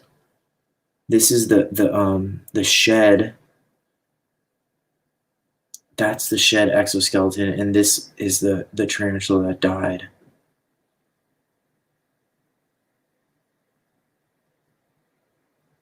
So, gosh, this is part of why it's important for me to actually, it's like part of me is like, oh, I don't want to disrupt in there. I don't want to like move things around and see what's going on. But this is part of why sometimes you have to do that, because I could have gone for a long time without knowing that this tarantula was actually dead. So even though this is not what I was expecting, I am going to try to nature journal this because it's important to capture these moments. I think I talked about this in the How to Nature Journal Pets video, but like if you have a pet dog, a family dog, and your dog dies, it's like you have to nature journal that. And with your kids and with your family, that can be, a good practice for like processing something. Obviously I think that there is, when a baby tarantula passes, I think that is qualitatively different than a pet dog passing, or like a pet parrot or something that you have more of a charismatic connection to. But it's still, there's definitely like some feelings, and I think nature journaling can incorporate feelings as well and be a good place for you to practice processing those things. So like, I think, if your pet passes, or, your dog or whatever, I think nature journaling is actually a perfect way to kind of incorporate that and process some of that emotion. So I'm going to go ahead and maybe I should start like a whole new page here for this one. I kind of want to make it next to my other page that is tarantula related with tip tap. I should write tip tap in here.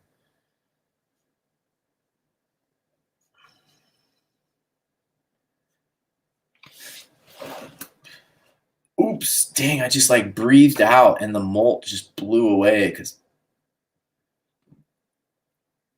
Hi, Riley. Thanks for commenting, and hi, Melianne. And hi, Lori. I see all of you are on here. Yeah, it is sad, especially for some of you who've been here since Tango got named and everything. Yeah, I don't know what happened. I don't see any like really obvious.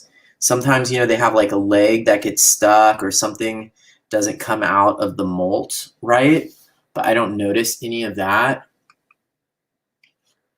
So yeah, this is the molt. This is the old exoskeleton, and that would have been Tango, but they didn't survive this transformation. And I think I have a bunch of molts saved up, probably like 5 or 6 times that they transformed.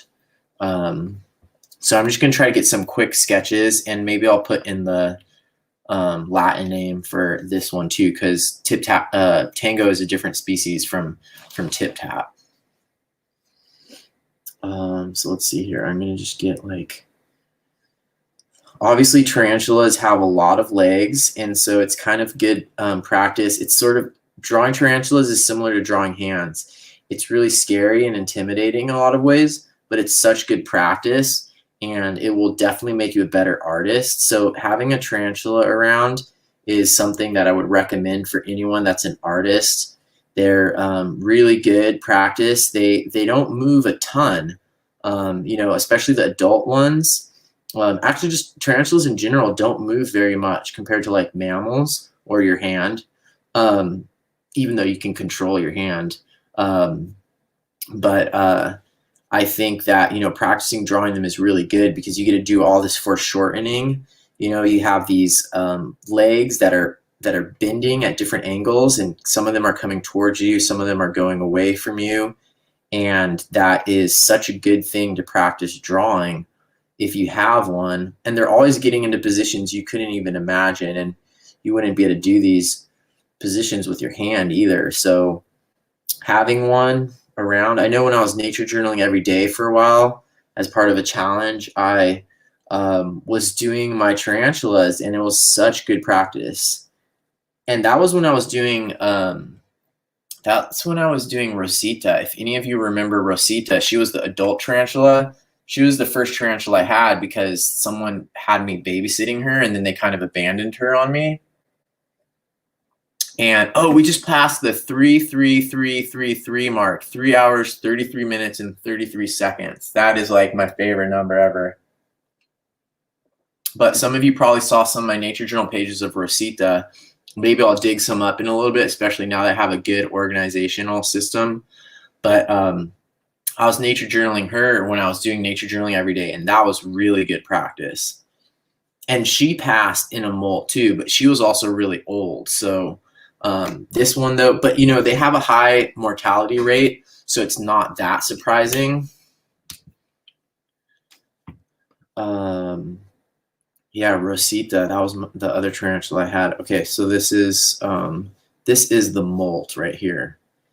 Empty. This part is empty. Even though sometimes it's confusing, like even when I find crabs at the beach, sometimes I can't tell if it's a dead crab or the molt.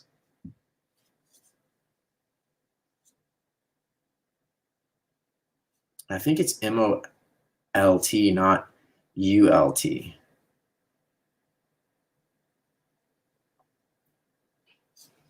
Empty molt. So that would have been normal. That is not normal. Or it's not that it's not normal, but that's not the plan. Empty molt. And just kind of learning the difference between the two and how to identify the difference. You'll notice this one's definitely darker. And you can see more developed mouth parts. And you can also see, like on this one, there's this more of a hollowness to it. And you can see the separate bit here. That's the part that would have covered the cephalothorax that has separated. Okay, now what is the best angle here? This is going to be challenging. It's going to be super challenging because they're so bunched up.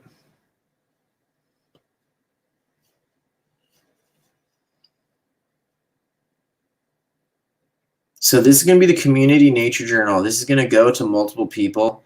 Part of me is like worried, oh no, these tarantula drawings in the beginning, are those going to freak people out? Hopefully not. Hopefully, some of the people that this journal might go to next are going to have perhaps some, spider fears or whatever. But maybe, seeing it in a nature journal perspective and thinking about it from that perspective will help them, get over their fears. And I think journaling in general and nature journaling in particular can be useful tools for figuring out our fears. This one has much longer hairs than Tip Tap.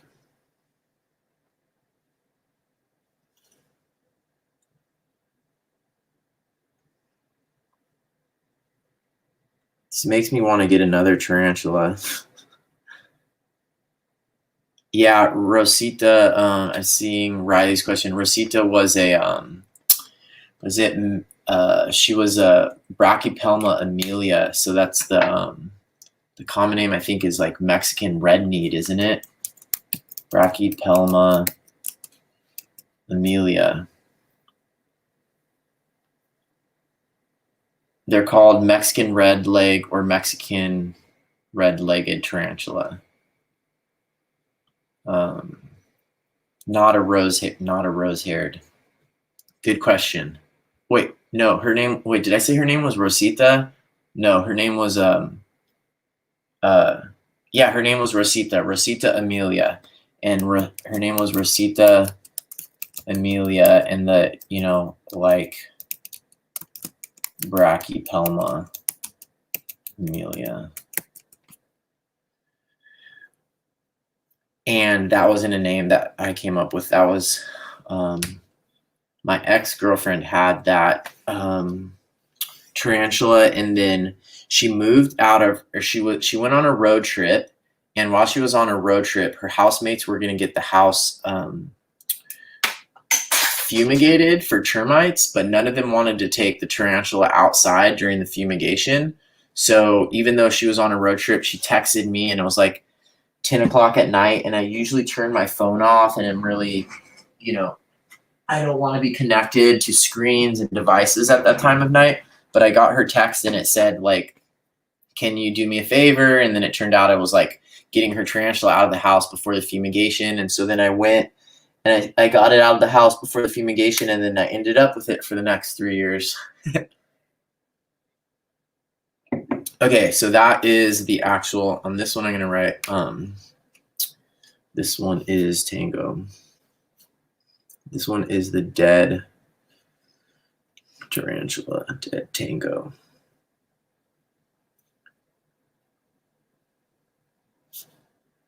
So I'm noticing that this paper from John Muir Law's Nature Journaling Sketchbook works pretty well with these brush pens. I like the texture of the paper quite a bit. And I'm going to write some questions here, like what happened?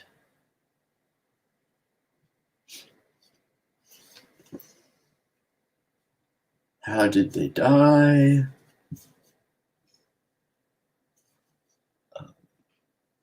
Another question would be, is there a way?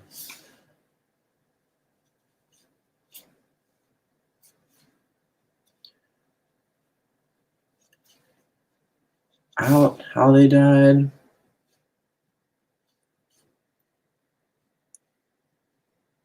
Died. What factors?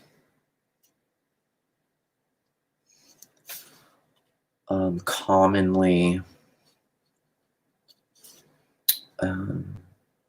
kill tarantulas at this stage.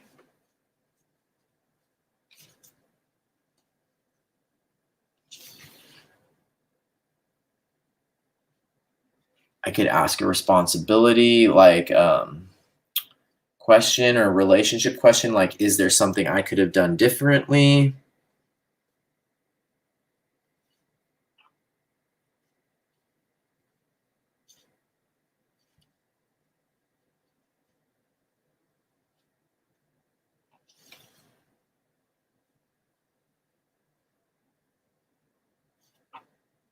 as a tarantula keeper.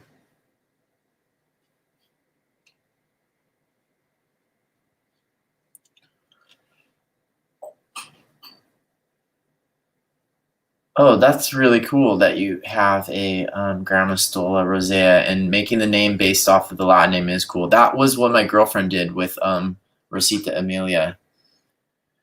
Okay, so I should probably do something like a rest in peace or some kind of symbol like that. And then maybe there's a way that I can make a compare contrast. I also have this sort of like, you can see here, I have this angle on this one. Maybe there's a way I can use an angle on this one and do something to compare contrast the two different tarantulas. Oh, I should also write a Latin name. So I think this one is not in Brachypelma anymore. It's like a Tlilocatl. They changed it to make it a Nahuatl word, which I think is pretty cool.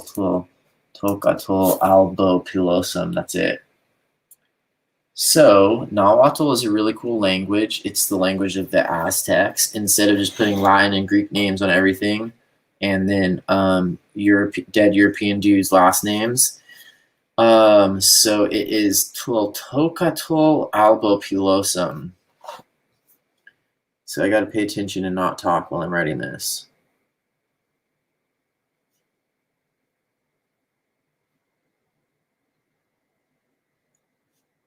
Tlil. Okay, Nahuatl is not that hard. Don't complain, it's not that hard. Tlil.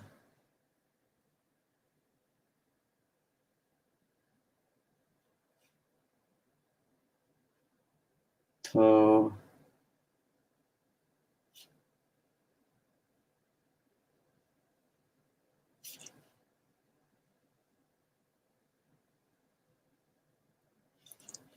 Tlilocatl. Albopilosum. Albopilosum. Albo is white, and I think pilosum is like hair. And this is the curly-haired tarantula. Oh, Lori posted how to say rest in peace in Latin. Maybe that would be fitting. Let's see. I'm going to just do like a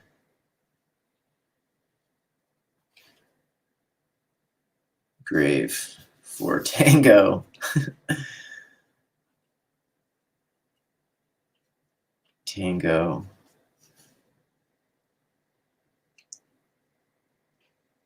This is going to be like the next people, as this community nature journal goes around, people are going to be like, whoa, what happened here? Like, this is an interesting story. People are going to be curious about this. So that's kind of cool. I hope people don't get intimidated by tarantulas at the beginning of the community nature journal. But I think tarantulas need to be more understood, better understood. And let me write requies in paz. Latin. What an interesting language.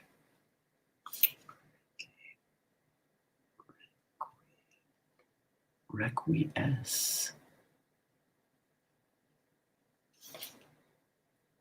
Oops. In paz.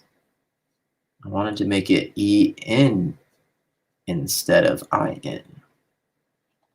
As a Spanish speaker. Okay, so I'll probably save these and can use them for journaling later. But yeah, sad news about Tango.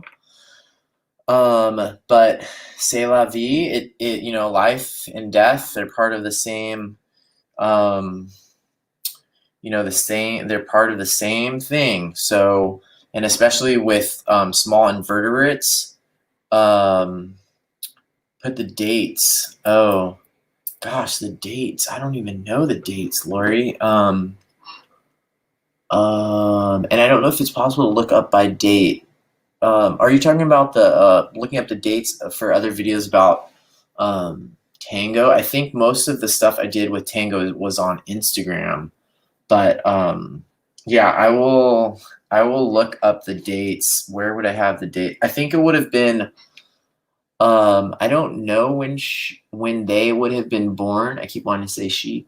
I don't know when they would have been born, but it would have been like the fall before last that I got them, and they were pretty small sling. They're called slings when they're baby spiders. But I will look up the dates and add those dates onto here. But right now, I think what I'm going to do, what I think I'm going to do next is maybe take out my snake, because someone a long time ago asked for that.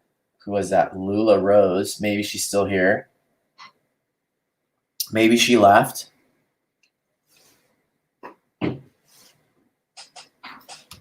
All right, snake time. Let's see how this goes. So I'm going to try to draw the snake because I want to draw another live animal, because it's challenging, and it'll help me get some like basic sketches, because I want to get some just like really, basic sketches, just showing me just trying to capture shapes into this journal, because this community nature journal is going to be all about pencil miles. So I want people to feel inspired to go for pencil miles. So trying to draw a live animal is always the perfect way to do that. I haven't fed my snake. My snake might be a little bit hungry, so I'm slightly worried about that. And they're kind of an aggressive snake, but let's see how this goes. I'll do my best. Maybe I should clear away some of these like plants and flowers and all the stuff that I have out on my desk right now, or else there's gonna be a ton of places for the snake to go. And like, there's just like, look at all these art supplies over here. There's chocolate over there. There's like water there for drinking. There's like this orchid here, flowers there. There's like this camera. Oh yeah, the snake is definitely going to want to climb up onto this thing, onto my document camera. Okay, so let's see what we can do though. I will try my best.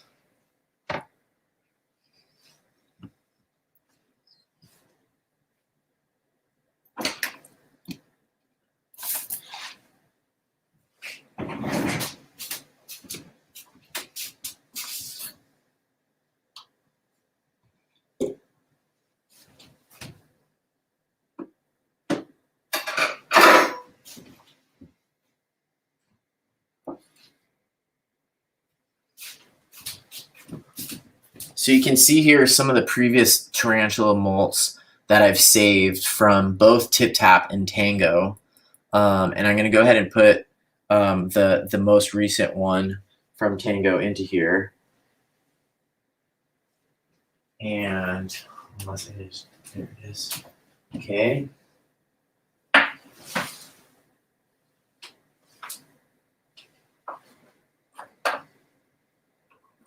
All right, now I'm going to try to get my snake, my Amazon tree boa out, and that's going to be the last thing I'm going to nature journal today.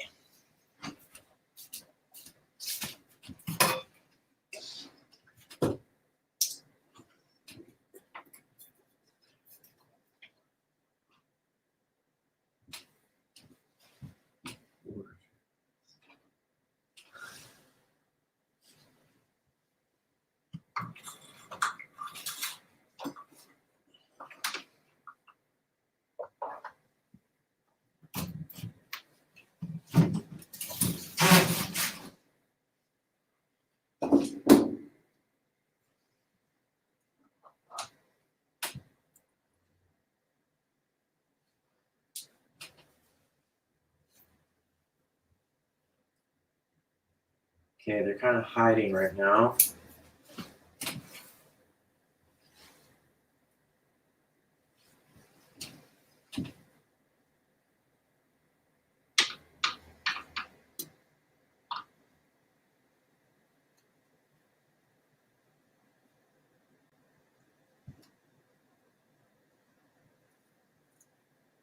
Come on, Astragalus. You know you want to come out.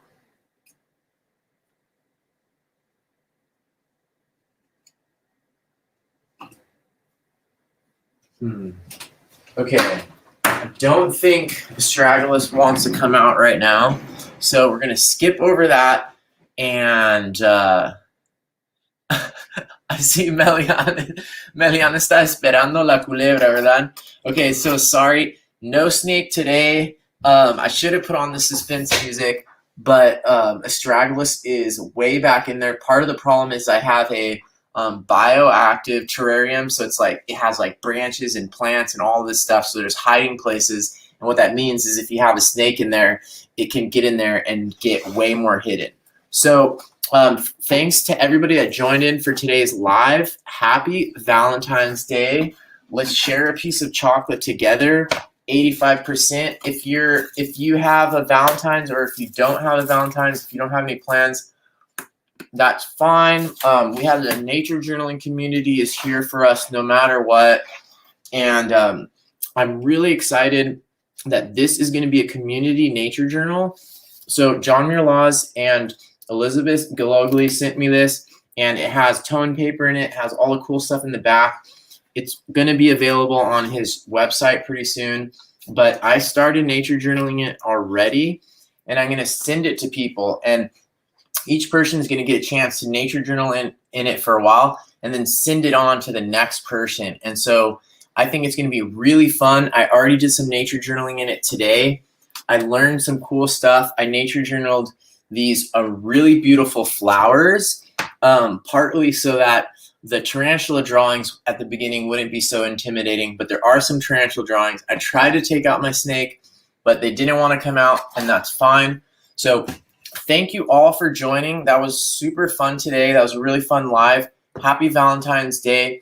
And next Wednesday, check out the show next Wednesday, because I'm going to be interviewing Timothy Joe, and he is a birder and a nature journaler and a landscape painter in Alabama, and he's doing some awesome nature journaling down there, and he's African American, and that's something that we have not talked about enough in the nature journaling community, is the intersection of race and how does that affect a person's ability to participate in the nature journaling community and other nature related communities and art related communities, because you have to realize if you live in North America that race does impact all of those things. So he's going to talk about his experience as an African American man as an artist. He's going to share some of his art.